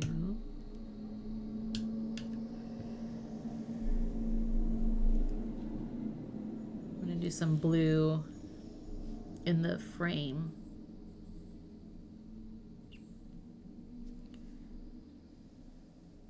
Do a border here.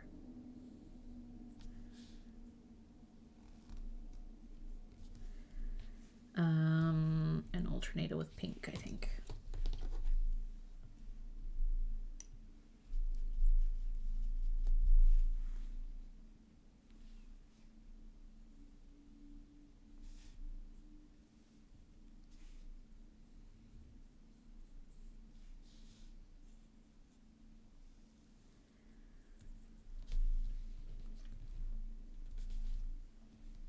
And here.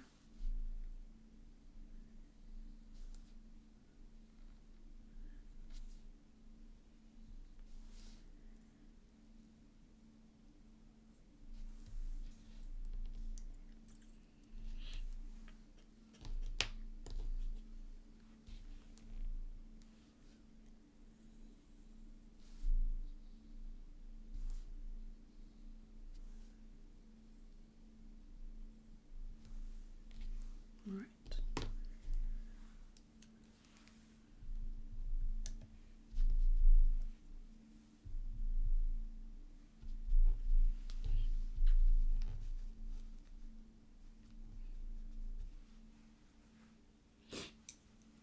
I'm not looking for... Oh, I missed quite a bit. That is fair. I didn't know that was an option. I totally get it, G. You're all good. Omaha, Dad. I recently started looking at mechanical pencils. Oh, yes. Anyone have some suggestions for nice 2HB lead? Oh, A5 Slim. Yeah, spicy. Check out Spoke mechanical pencils. Yeah. Spoke or 2HB. Yeah, I don't know actually.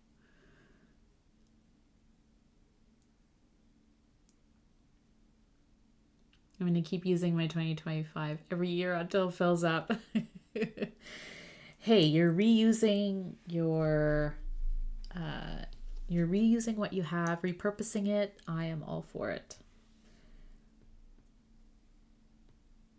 If you don't have a 2026 planner, by the time I see you at a pen show, which I don't know which one it's going to be, I'll get you an undated one, Bart. How about that? Because then you can just date it for like when you actually are ready to jump into a new planner.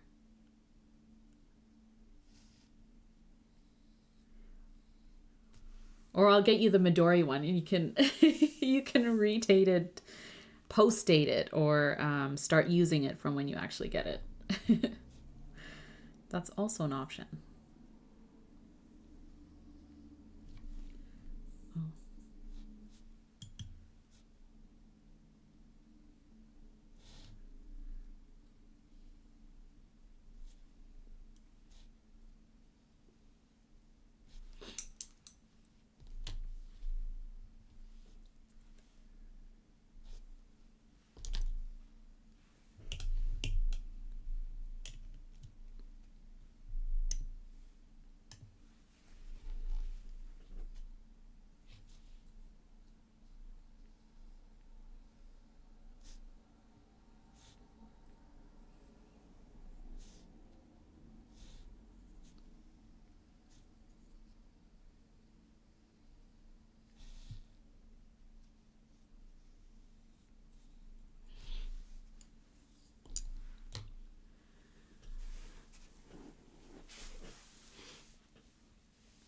Blank notebook is a no-go. Drawing myself the layout is not something I'm willing to do. So you're not a bullet journaler, Spicy. You're not going to set up a bullet journal. Oh, just the lead. Yeah. I have a Namisu and some Kurtovas. Yeah, you 2 HB. I was like, is there 2 HB? 0.5. Oh, so funny.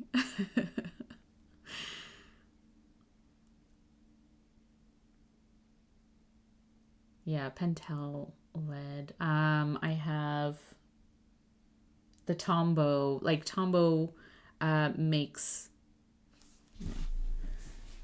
Where is it? Yeah. This one I use. 0.5 HB from Tombow. But yeah, I mean, I don't think you could go too wrong. Unless you are looking for 2 HB. So funny. After seeing how the sterling paper is feathering ink for Lexi, I'm dodging that brand. It's so sad. Because sterling ink is, Catherine, is like, it's a really classy design. You know, simple but elegant. I've used sterling ink. Well, I'm using it this year for, like, I'm using the N2 week size for hobbies, journaling and stuff.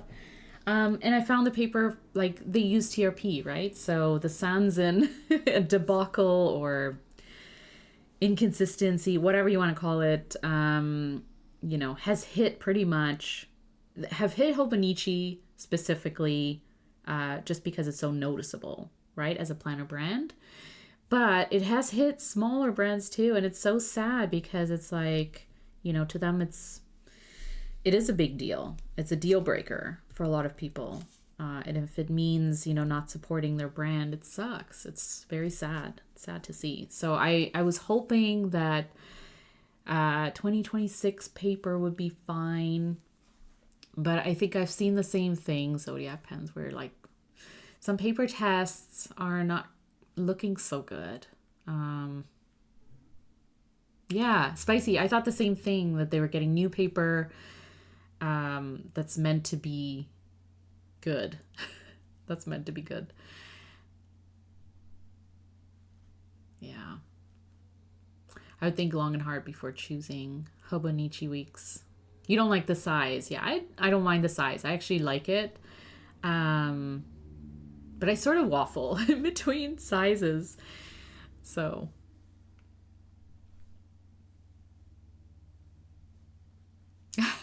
I'm done with the day. Omaha Tag Games. I think that's like a lot of us. That's why I'm here just sitting. I'm just like, I'm done. And it's not even noon yet here. I'm done with this week. Yeah, we get it. It's okay. All these numbers and things that we have to be aware of. I mean, I do journal and sometimes do bullet journal-ish journal stuff, but planning on it, no. For me, journaling and planning are two separate things. Yes, I agree. For me too. I like to keep them separate. I admire people who can do everything in one notebook, but I just don't know if I can aspire to that. I just don't think I can do it. And I said it in the outset of the stream, but tomorrow, my YouTube video, I've scheduled a YouTube video to talk about my 2025 planners and journals. And hopefully next week or the week after, depending on when I can edit the footage and get it all done. But I've already filmed my 2026 lineup of, you know, planners and journals and notebooks that I use on a daily basis in my core sort of group of notebooks or systems. And trying to remember where I'm going with this.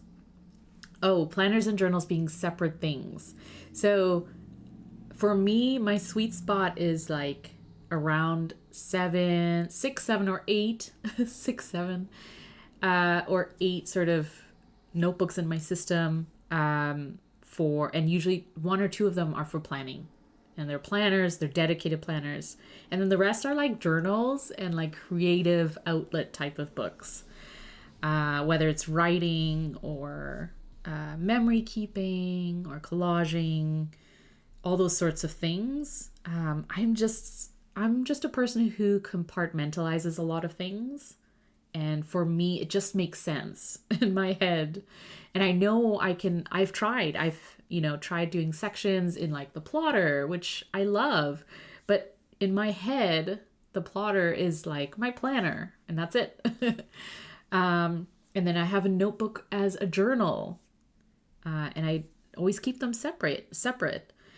And one of the things I want to push myself a little bit next year, is to include a little bit of journaling or creative space in my planner. So for me, that would be the Plotter A5, which is like super easy to do, right? Because I have loose leaf paper and really good paper too, that I can add into my plotter. And it could just be a space where I journal or write or draw or whatever. And I have such a hard time doing that. So it's just to say that I get it.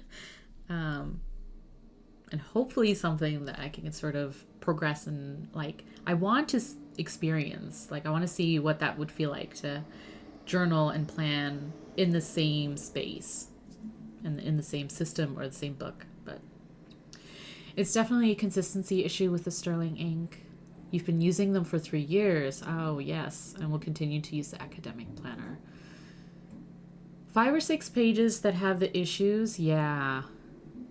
Lots of other pages with no issues. That's so weird, isn't it? Like, yeah, and that's probably also why, like, testing the paper is helpful, but at the same time, it's unhelpful because if there's only a few pages that have, bleed through or feathering or something like that, some sort of issue, it could just be like the coating on the paper or something, right? And it doesn't necessarily mean the whole book is ruined. But at the same time, I get it when people are just so disappointed if they see that. And it's like, ugh. So, yeah. It's that feeling. It's that feeling of just, like, can I trust? It's like a trust issue with the paper. Can I trust the rest of this book not to do that? And if you're keeping the book as, something you want to archive, something you want to keep in your collection and look at it later, it's like, you want the pages to be aesthetic and you want them to behave. And if they're not, it's just disappointing, I think. Oh, wow, Dad, you have kids. Ugh, the 6-7 thing. You caught it as a 9-year-old. I have twin 7-year-olds. And yeah, it's been a thing. It's been a thing. You can never say 6 or 7. Nope. I'm trying Aura Estelle for home because I have more lists that schedules and deadlines. I want to try having more daily pages. Yeah. Aura Estelle is pretty good. I'm really, and Aura Estelle too, I think they switched their manufacturer because they're one of those brands who very kindly offer to send samples of their paper to people as long as you paid for postage.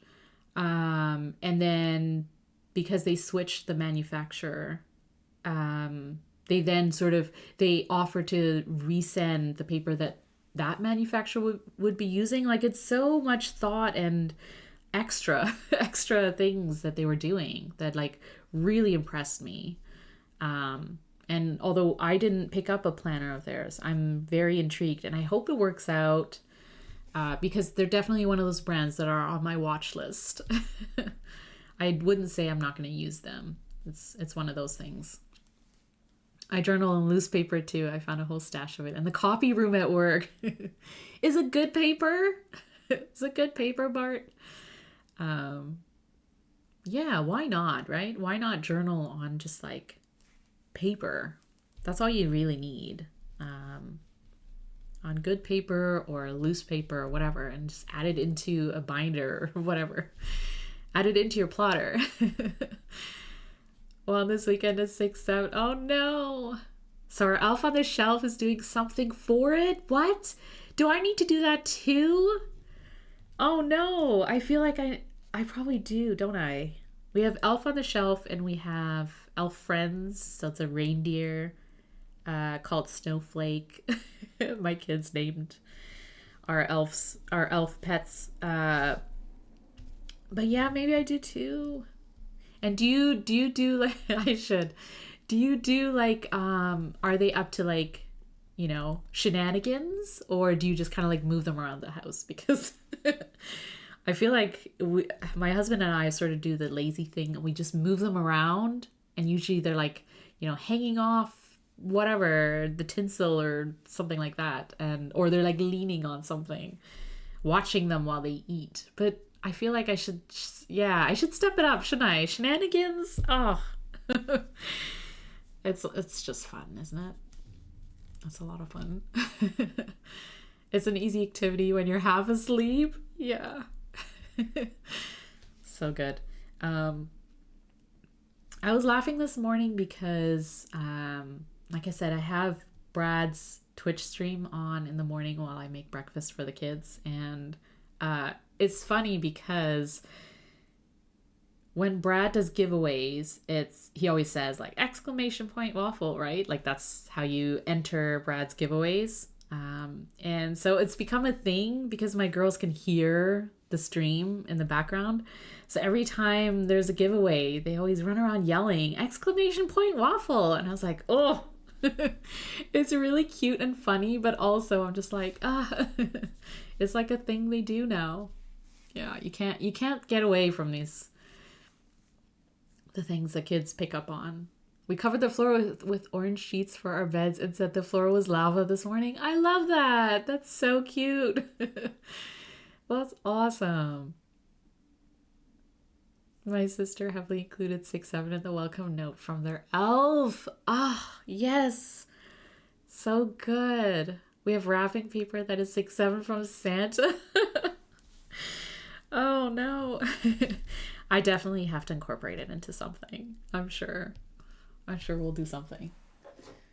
Now you have me thinking. I'm like, what should I do? Wrapping paper is really good. I like that. Writing it in a note, because then that makes your elf super cool. Ugh. These are such good ideas. I love that it can be simple too. The orange sheet on the floor is really good.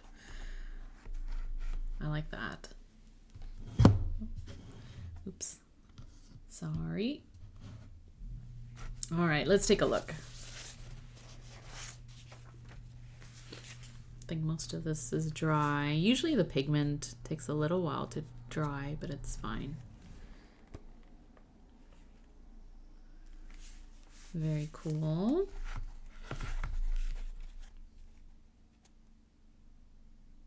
Also very cool. Next time I have to take out or use some shimmer ink as well. I love when the shimmer sort of blends in with the other inks. But these are really nice colors. I love too here where some of the bubble tea blended in with the Yozakura. Under here too. A little bit. Or with the blue too. Very pretty.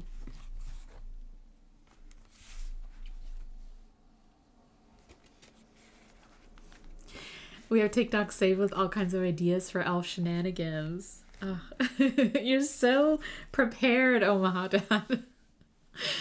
You're like, yes, these are the things we should do. It's hilarious. Has anyone seen The Grinch at Disney saying 8-9 after kids did that to him? No, I haven't. What?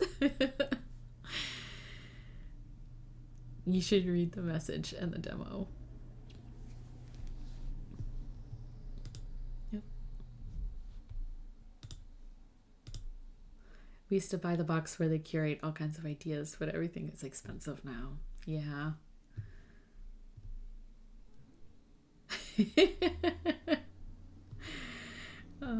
Sailor Kiwi. It is good, isn't it?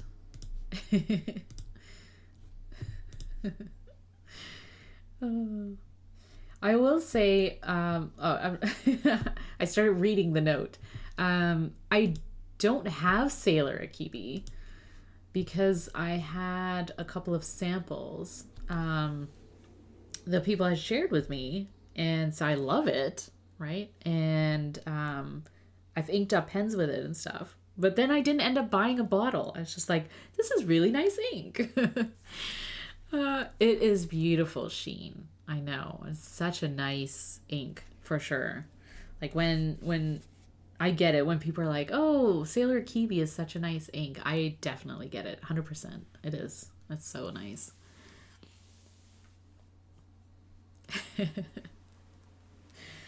Yeah, that sounds funny with the Grinch. So funny. For Halloween, the principal and the vice principal at the kids' school wore like t-shirts, and one had 6 and the other had 7. So they were, because they're principal and vice principal, so they're walking around the school and they did an assembly and all the kids lost it. So yeah. I'm trying to find it. It was one of those reels that popped up. Yeah. I've had a few friends do that to their kids and they got upset. Oh no. To be fair, most ink sheens a little with my Pilot. No, I can get a bottle. It's not that it's what's it called? It's not that it's like not available. It's that I just didn't end up doing it. And to be fair, Spicy, I had Sailor Akibi on my list. Like, I just have a running list of inks I would purchase if given the chance. Like, if, I was just like, I need to build out my cart, or it's on sale, or I have a discount, or whatever. It's one of those running lists where it's like, I don't need the ink right this second, but if I had the opportunity to acquire it, I would get X, Y, and Z inks. And Akibi is on there. It's one of those inks that I think eventually I will probably have. But it's like on a list. It's like a long-term sort of running list of inks that I love and have used before and would probably get. I was close to getting Yamabudo. I also had a sample of Yamabudo. Oh, do I still have it? I might actually have it. And that could also be why I was like, maybe I don't need... Yeah, I don't know.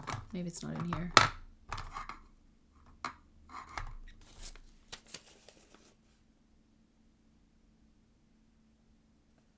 I'm pretty sure I had a sample of it and then I may have used it, but it's one of those colors that are just like, it's very close, right? Yamabudo and Akibi. What is the difference?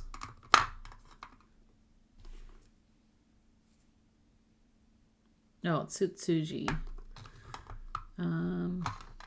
Yeah, I don't know. Maybe I did end up using it up. Anyway, I am trying to keep my sample inks to just this. So if I get any more samples, then I have to use them.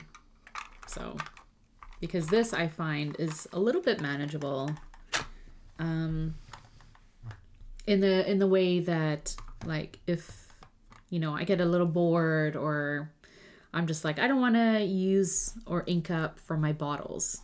Then I can always go to my samples. And then also, yeah, when I'm painting or I just want to use a little bit, I don't have to open up a whole bottle just to get a few drops of an ink.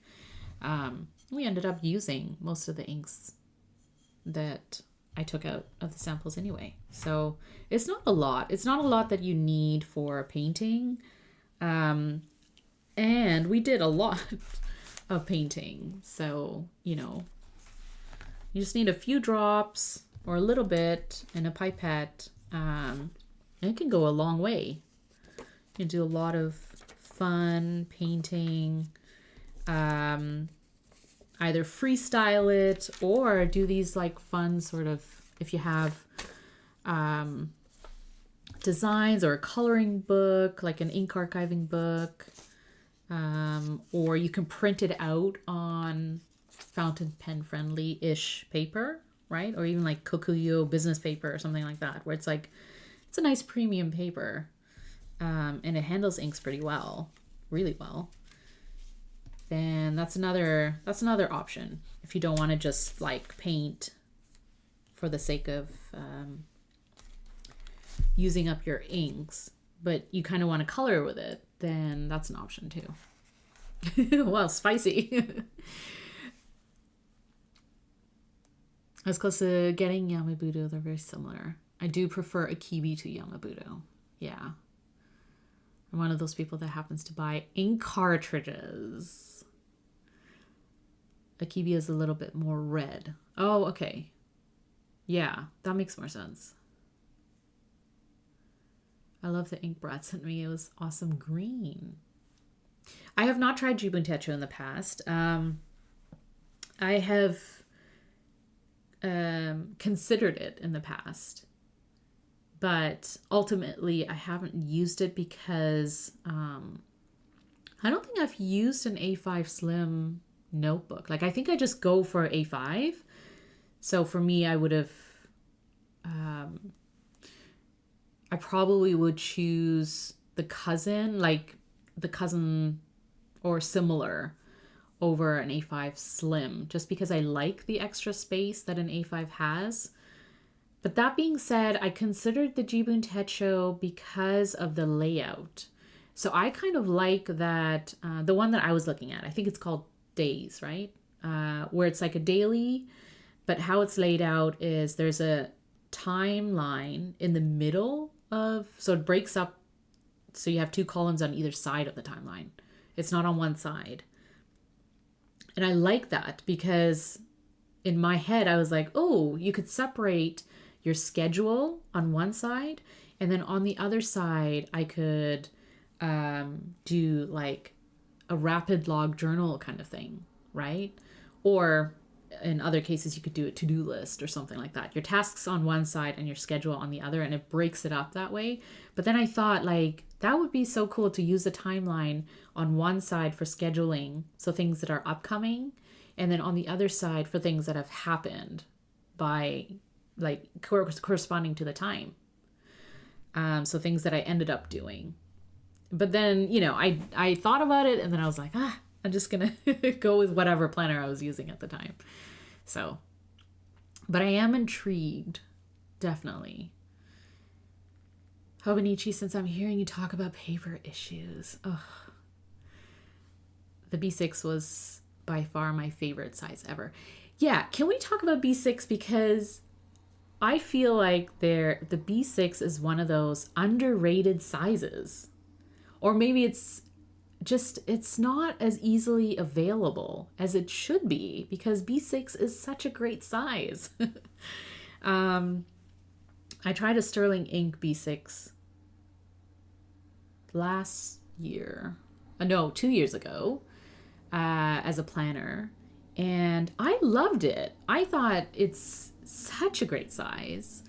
And I wish, it was more accessible, or like, more available with other planner layouts, so that you can choose what layout you want in the B6. But I find that it's not, not every brand has it. And it's probably because it's not that common to use. Like, maybe it's not as popular in Japan or wherever, these brands are sort of mass. Like they're like Hobonichi, for example, right? They're not basing it on us. They're basing it on their core market and what's popular. So A6, A5 makes sense. But B6 is one of those sizes that are like in between and kind of perfect. Because it's not too big, not too small, has just the right amount of space if you need it. So So yeah, Paper Test does it. Yeah, you love a B6 too, Kristen. Oh man, it's such a good size. It's such a good size. But also the other challenge with B6 is finding a cover for it. And that's probably why I haven't like full on leaned into B6. Is because it's tough to find covers and probably just like a variety of options, like notebooks and the brands that will make them. I feel Hobonichi didn't make money from the West. Yeah, right? I think Hobonichi, yeah. I mean, they make English. It's not to say that they don't care about outside of Japan, right? But a lot of the decisions that they make are based on, or especially in the past decisions they've made were from their core market, right? And I don't know if B6 is a common size or something that people would choose over A6, A5, and a week's type of size. I don't know, maybe. I mean, I probably would if there were more options to go with. Like a B6 Midori would be great, but they make B6 Slim. So it's like just a little bit,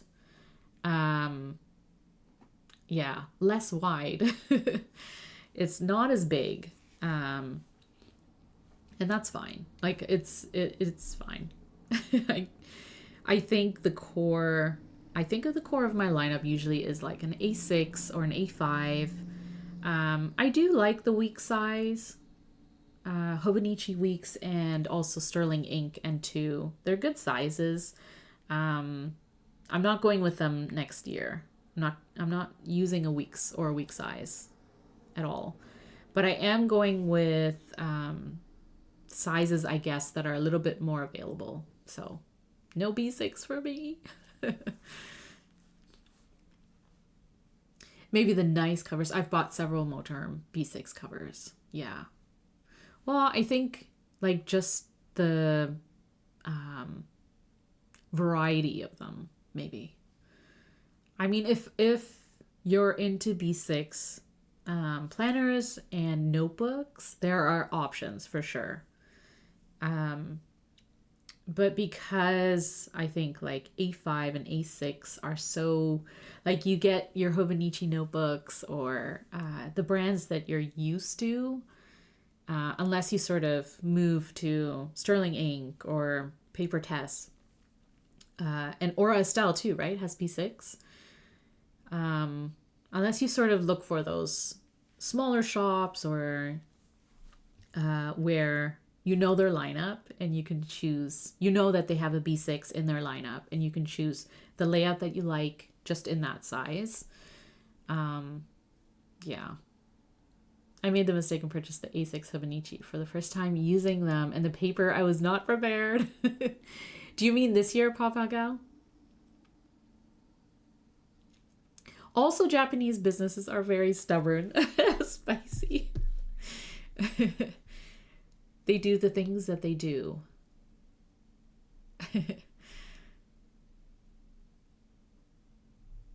Also, lots of Etsy sellers making fabric and leather B6 covers. That's true. That is true. There is availability for sure. And it's not like if Hobonichi made B6, it doesn't mean that I would get it. It's just interesting, I guess, that B6 is such a good size. It's interesting that it's maybe not as widespread as I would expect because it's so good. Like, why doesn't everyone have B6 options? Yeah. If you go to Kokuyo website, they treat you better than Hobonichi. Ooh, with freebies? Really? I do like freebies. What kind of freebies does Kokuyo include in there?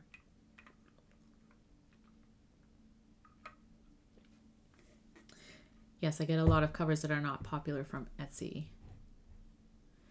Yeah, they're almost always willing to work with you. And actually, yeah, that being said, Moonsprite, uh, Bujo Planner, Elysian Papers, Elysian Paper? Elysian? I think I'm pronouncing it incorrectly. Even though I have these covers. But they make leather covers, right? And they're to size. Like they'll make the sizes, the standard sizes.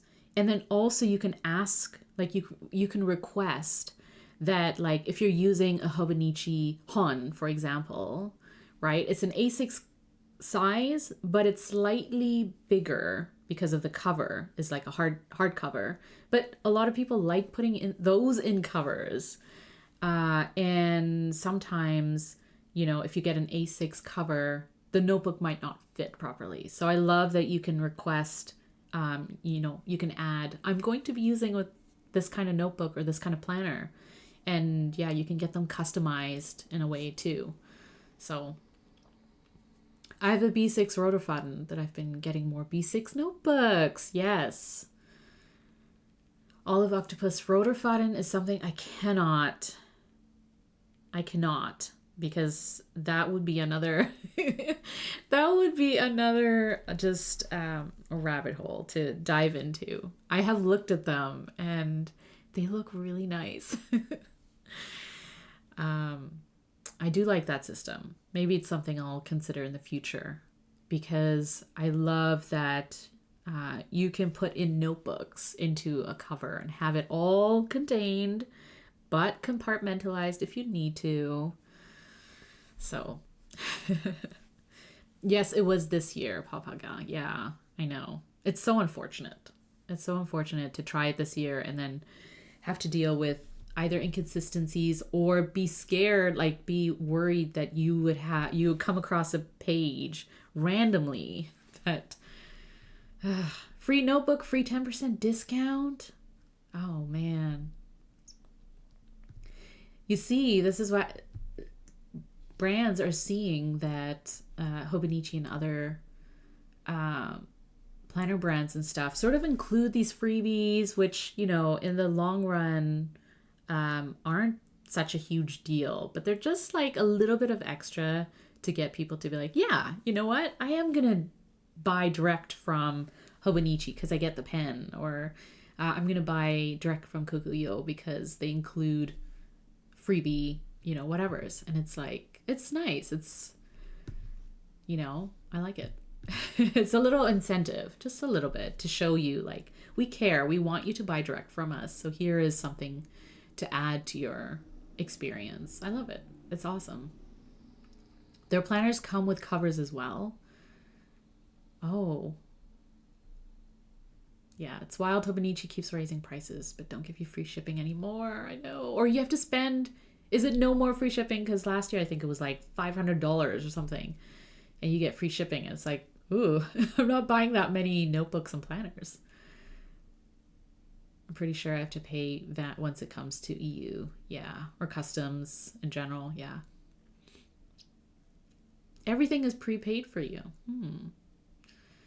Yeah, businesses going out of their way so you can shop with them. Like even if, and that was my thought around Black Friday and the holidays in general too, is that you don't need to have a discount.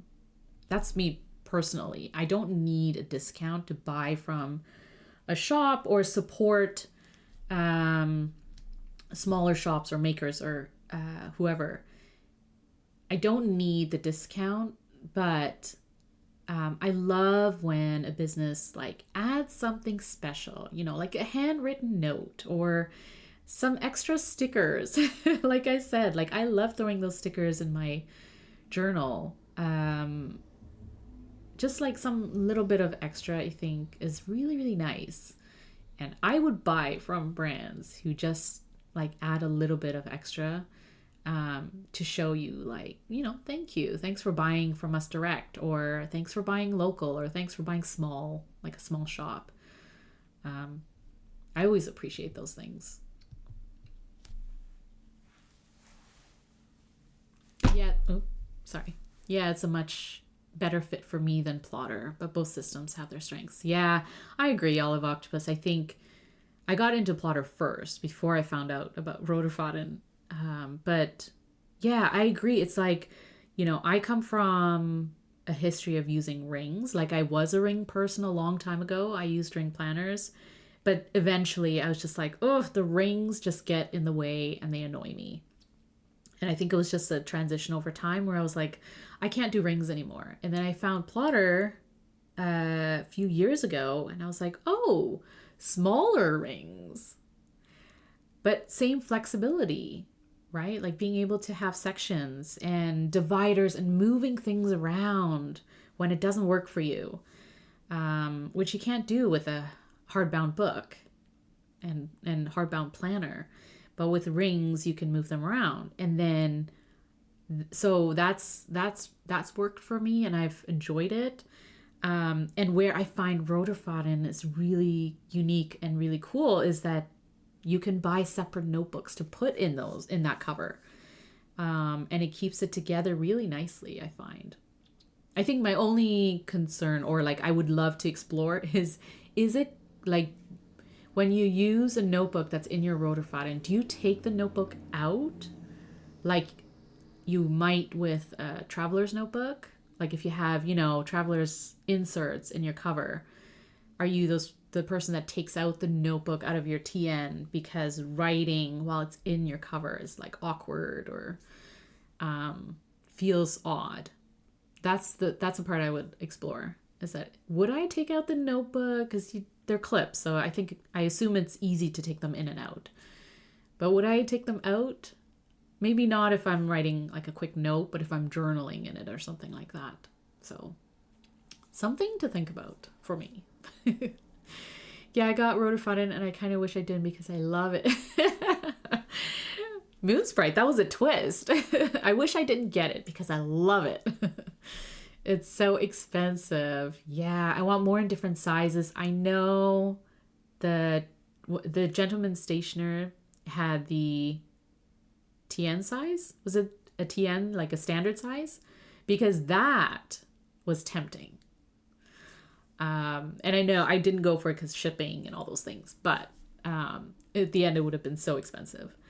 But I was really intrigued. I that size probably would have worked really well for me. Or the B6. It's between those like standard size B6 for like a kind of portable solution to having all these notebooks to put into a cover. I think that's like sort of the sweet spot. The local access makes it hard to resist. I know. At the end of the day, it's the small things that add up. Their website is good. I have all the shipping info. Yeah, exactly. Right? So get your Jibun Techu. Get your Jibun Techu. And your freebies. I do usually remove the notebook, and it's much easier to use than with a TN. Yeah. I think I would do the same. Because in my TNs, I have them set up so that I can, let me show you. I can take them in and out. So this is my setup for 2026. I just have this sitting here. But usually what I do is either I will use this craft envelope, a craft folder, and then I'll invert it so it's actually like this. And then that way you can slot in, so it's like this within this elastic. And then that way you can put in an insert,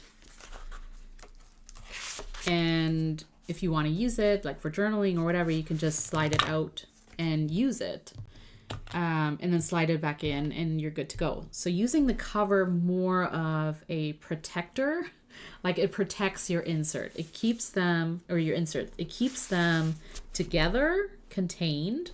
So it's all in one spot, all under one cover. But it's not like you're using them within your cover, right? Like you can take them in, you can take them out. put them back in as you need them. And then for this cover, I added an adhesive pocket from Travelers, and that keeps, you know, another insert. So technically you could have, you could have 3 inserts and some room to, you know, collect ephemera or things like that. Whatever you kind of feel like. So I think that's how I would use something like a rotorfaden system, is just a cover to contain things that I can take in and out as I'm using them. But you know, that's the one thing, I think that's the challenge with the TN system that I had to spend time thinking through, is that I don't like using elastics to keep them together. And that's kind of the solution that, you know, TN includes, is you can buy these extra elastics to put them between 2 inserts to keep them together. I do not like that system. It irks me. And so I had to think it through, and, you know, through other people's YouTube videos and their solutions to that kind of thing. That's how I've sort of gotten around having to contain them in the cover and use the notebooks or inserts with the cover attached.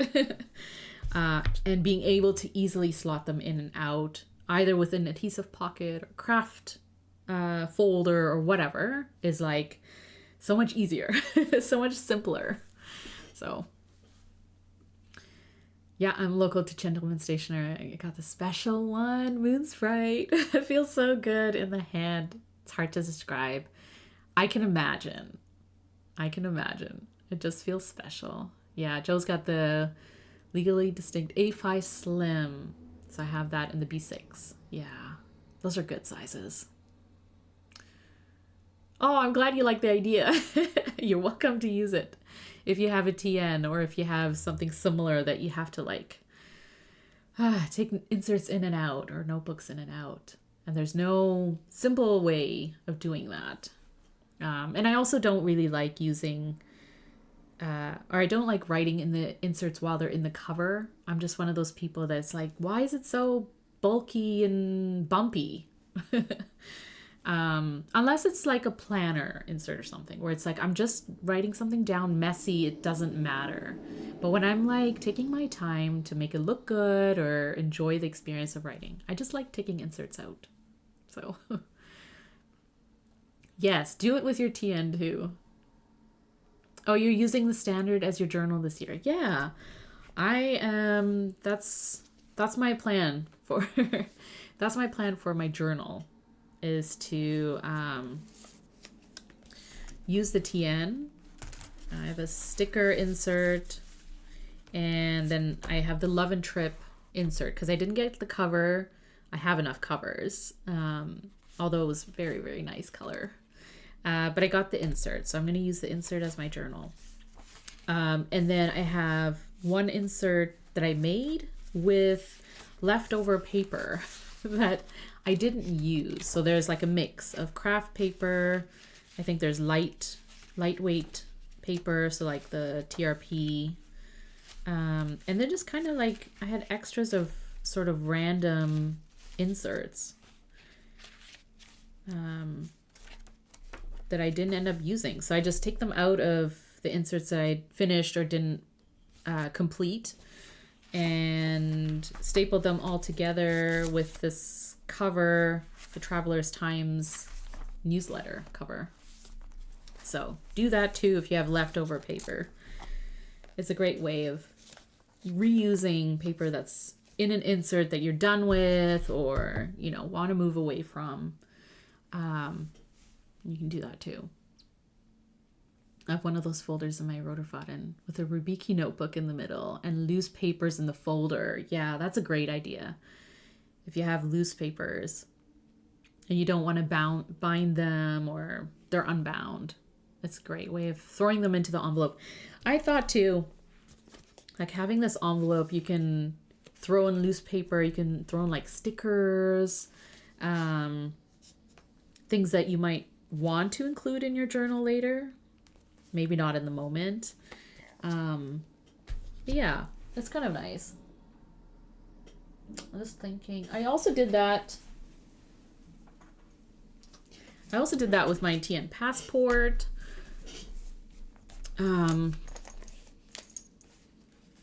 Yeah, I threw in the craft folder, which I make in the passport size, and reused an undated monthly planner from Travelers, but I didn't completely finish using it, so I just redated it for the first 6 months of next year. And then I also have a passport love and trip, because I didn't get the cover in passport size either, even though it's really pretty. Yeah, so you can either slot in an insert into the folder flaps, or just kind of put the inserts in, and then the elastic that keeps your cover closed will contain them. This is an original cover when Midori was making them, and I don't know if it's the case with all the original Midori covers, but I find it just a little bit smaller than their more recent covers. So in the way that it has overhang if you have 3 inserts in here, whereas with some of the more recent covers, you can put in 3 inserts very comfortably, and it doesn't have any overhang. So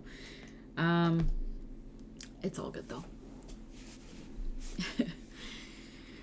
I have a conundrum that I would like to ask for thoughts. Okay, I have the Love and Trip red cover, beautiful. That is supposed to be my travel journal. And I recently acquired the train cover from Japan. Thanks to Julia. Oh, here's my conundrum. Should I use the Love and Trip as a journal and then the train cover as a travel journal, or the other way around? Oh, it doesn't help that they're both trip related, right? Oh, 1 second.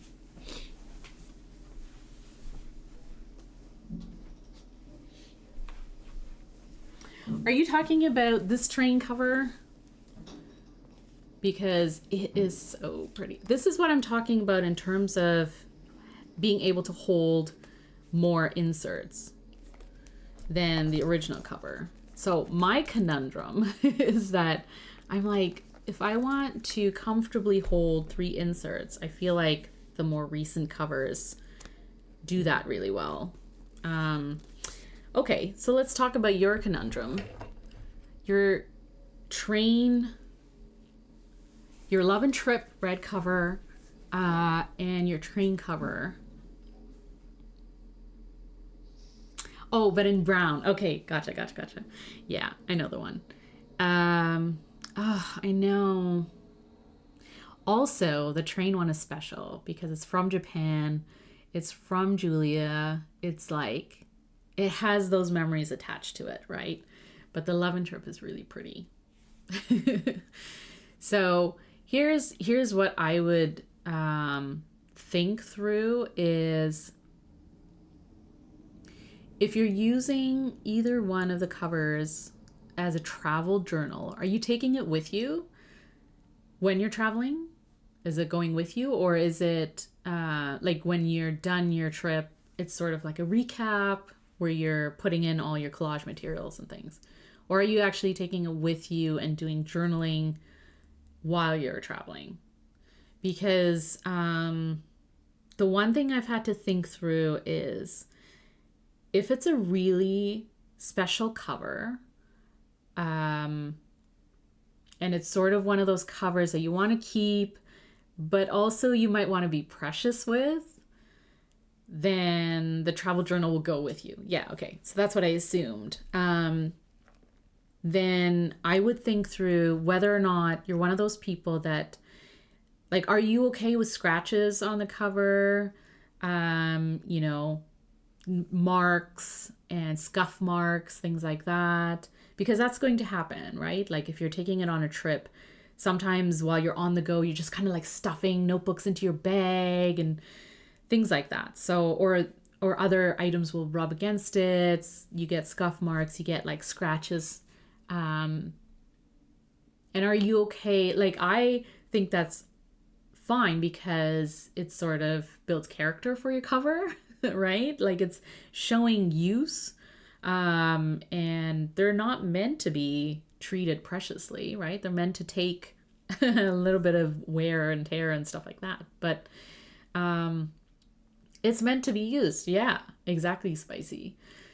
But I do know there are people who it would hurt. It would hurt them if it got scratched, or if, like, you're using it with a pen and then the pen clip sort of, scratches across it and stuff like that. And like for me, I do like wear and tear, and I like seeing the patina, or like, the marks where I'm just like seeing where, you touch it, or when you have charms on it and kind of indents a little bit on the covers. Like it's just meant to happen.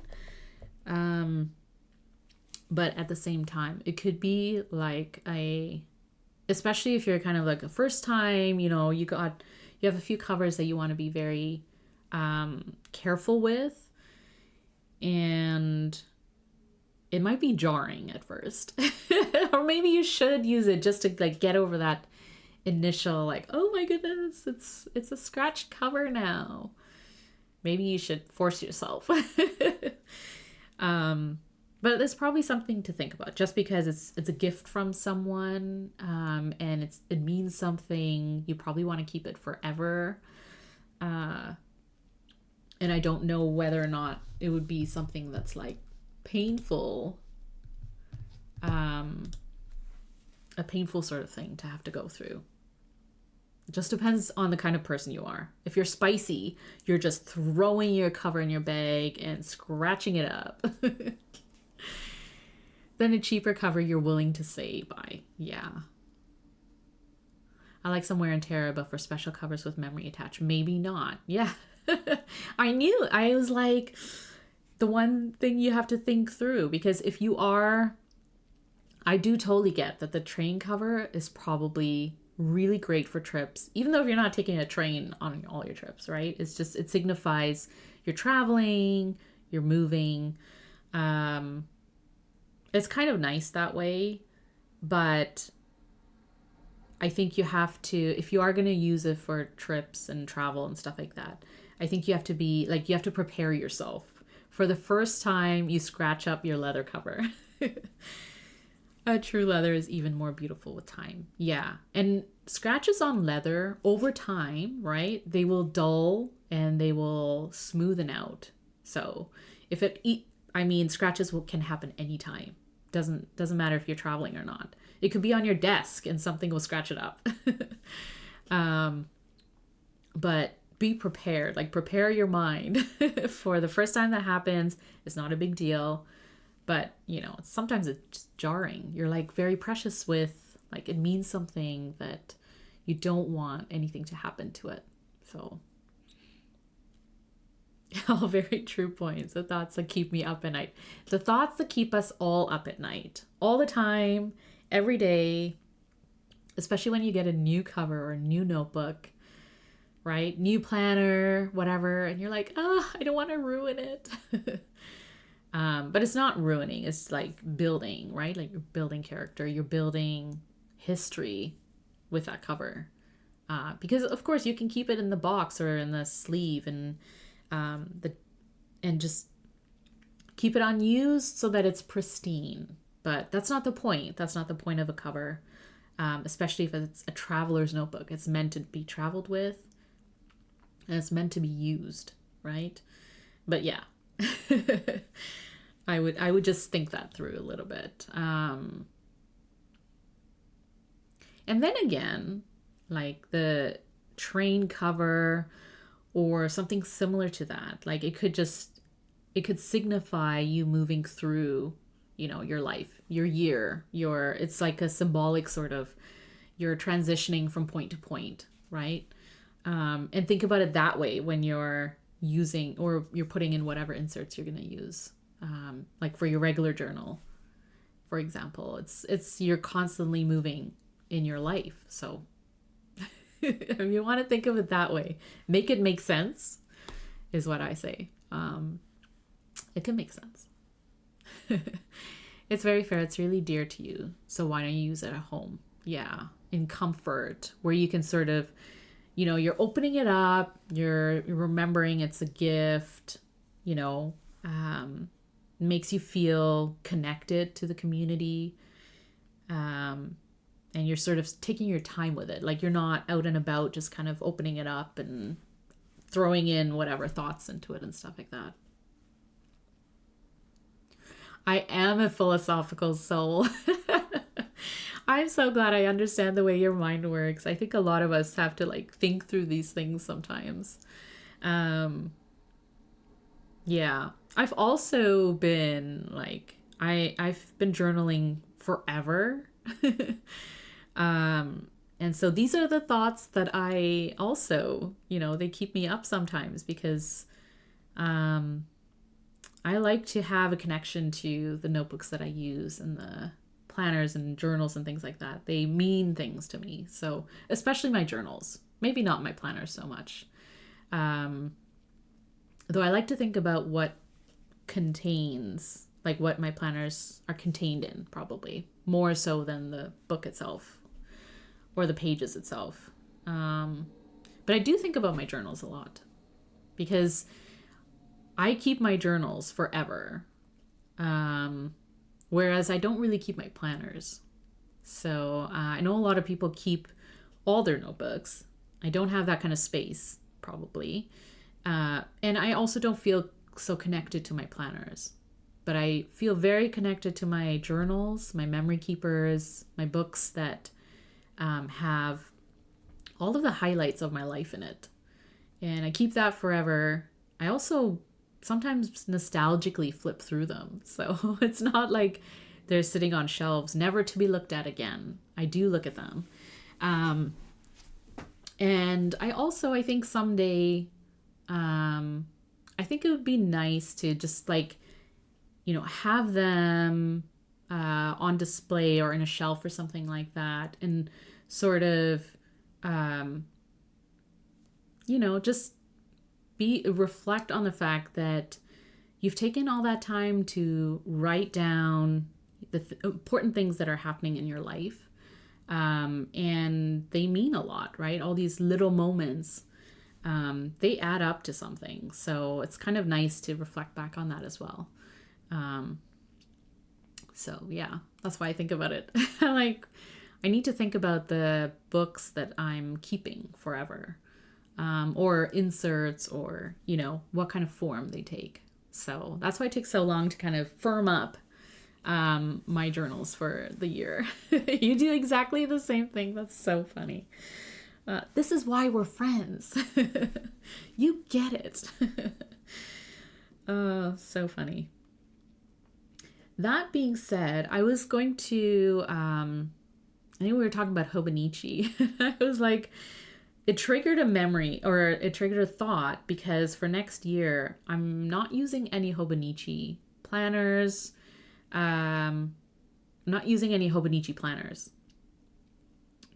Partly because of paper, but also just because I've really leaned into using my plotter system. So I'm using the plotter A5. I've used it this year. I'm going to use it next year. So I'm good in the planner department, but I wanted to include a notebook, preferably an A6, because it's portable. It's easy to, take with me and use. And so I got an A6. I think it's on my desk somewhere. Hold on. I'm going to show it.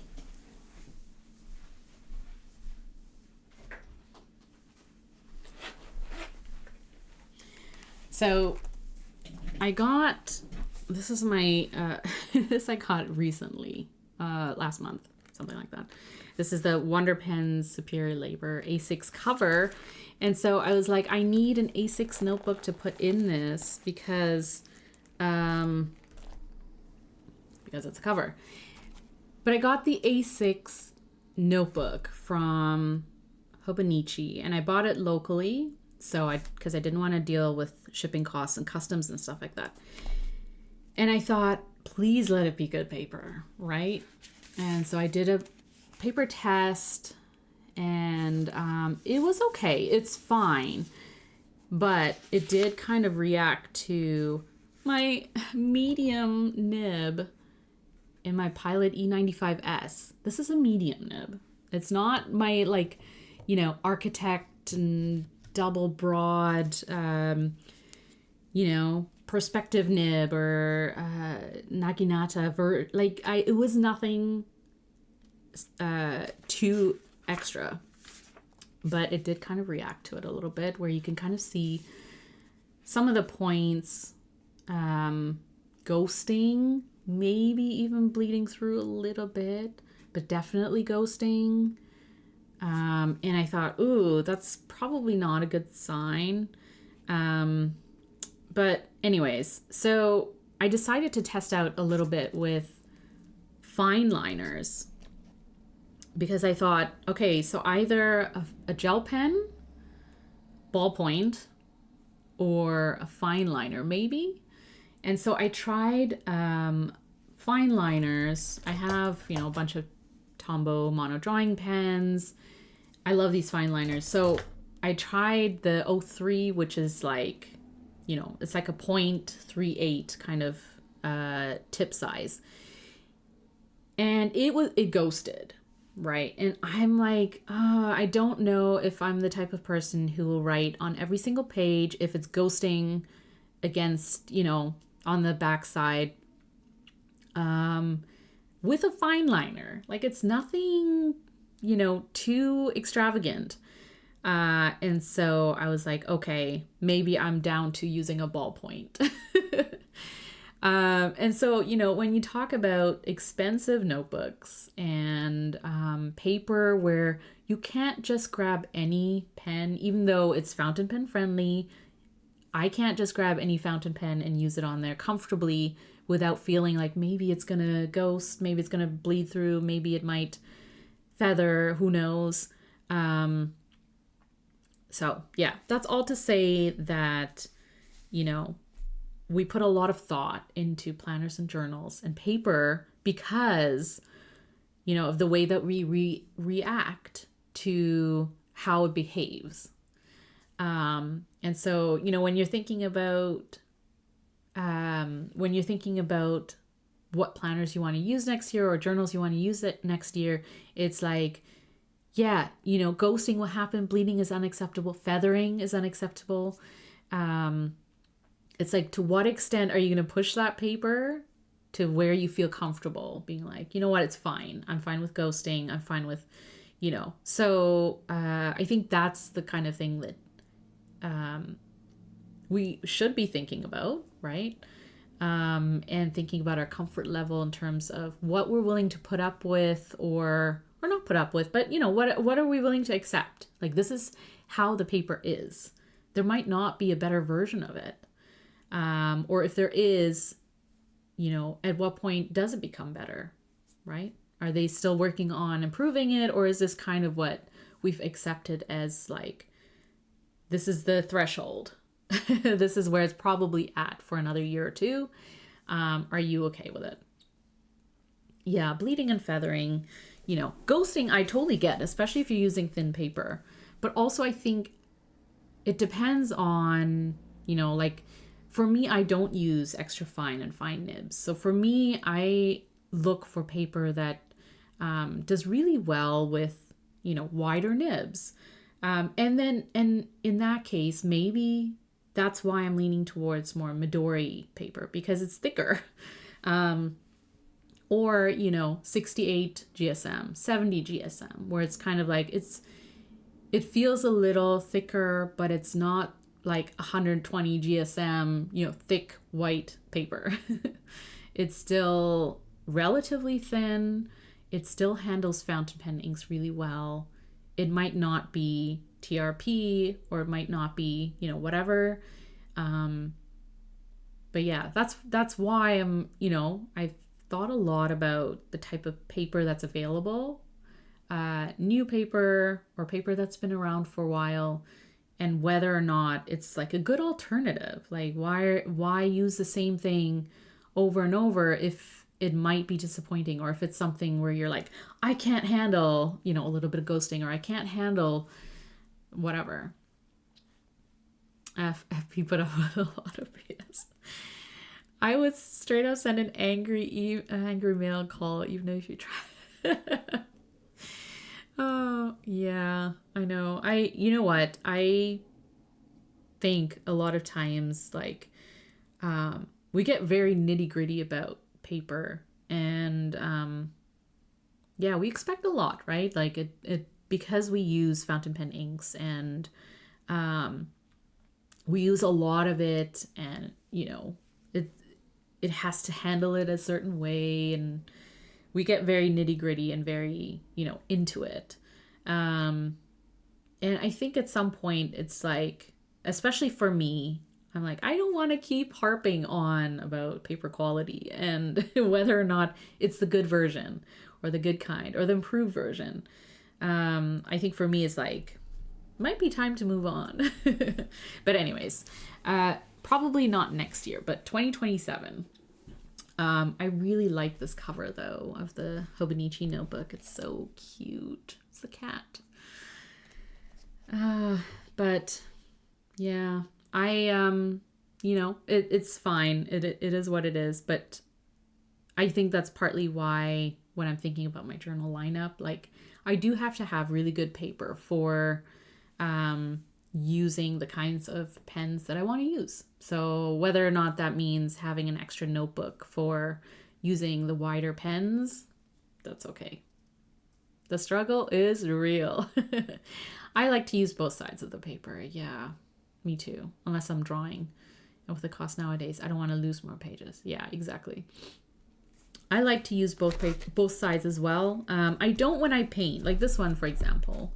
Because I put so much ink down, I know that I'm pushing the paper, right? Like I'm putting down a lot of ink. It's very saturated. It's going to bleed through, if not just ghosting. Like obviously a lot of it would be ghosting. But when I put down so much ink that it bleeds through the page, it's fine because I've accepted that. So I'm only going to use one side. And I can do that with the notebooks as well. And probably why I didn't go with planners with TRP. Because with planners you can't, especially if they're dated. You're going to have to use the other side. And if it bothers you that you can see what's on the previous page, then that's going to, I feel like that's like, it just dampens your mood a little bit. It would dampen my mood a little bit when it comes to planning. I don't want to think about it. Like I don't want to think about whether or not ghosting or whether or not an ink is feathering or something like that. I just want to move on, use a page, turn the page, use the other side, whatever, and and have that be what it is. So but I think that's it for today. I've had so much fun chatting about planners and journals and things like that. Definitely happy to chat about all things stationery. And thanks for keeping me company. Thanks for being here, lurking or, chatting or hanging out at some point.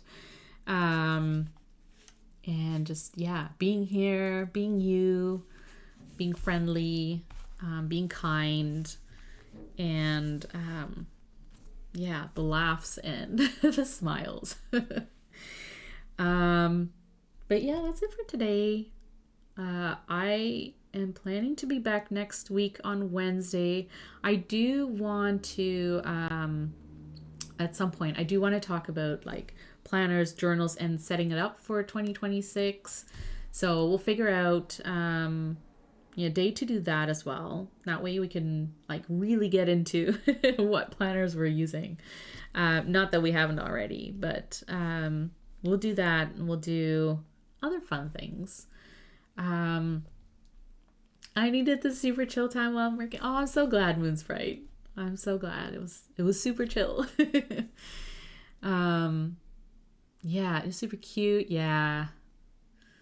Get another notebook or pen with, yeah. You know what? To be honest, I think I've just not resigned because I love using all kinds of pens, but I think I've just accepted that I probably will use a ballpoint pen, like a Jetstream multi-pen, that kind of thing, something like that.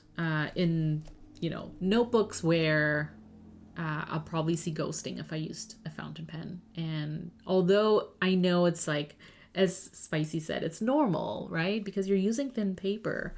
At the same time, I'm like, it puts me on edge. I'm like, oh, is it going to bleed through if I use a wider nib? Or so I think I'm just gonna stick to the pens that work really well with the paper that I have available, and then get notebooks that handle more ink or wider nibs a lot better, and go about it that way.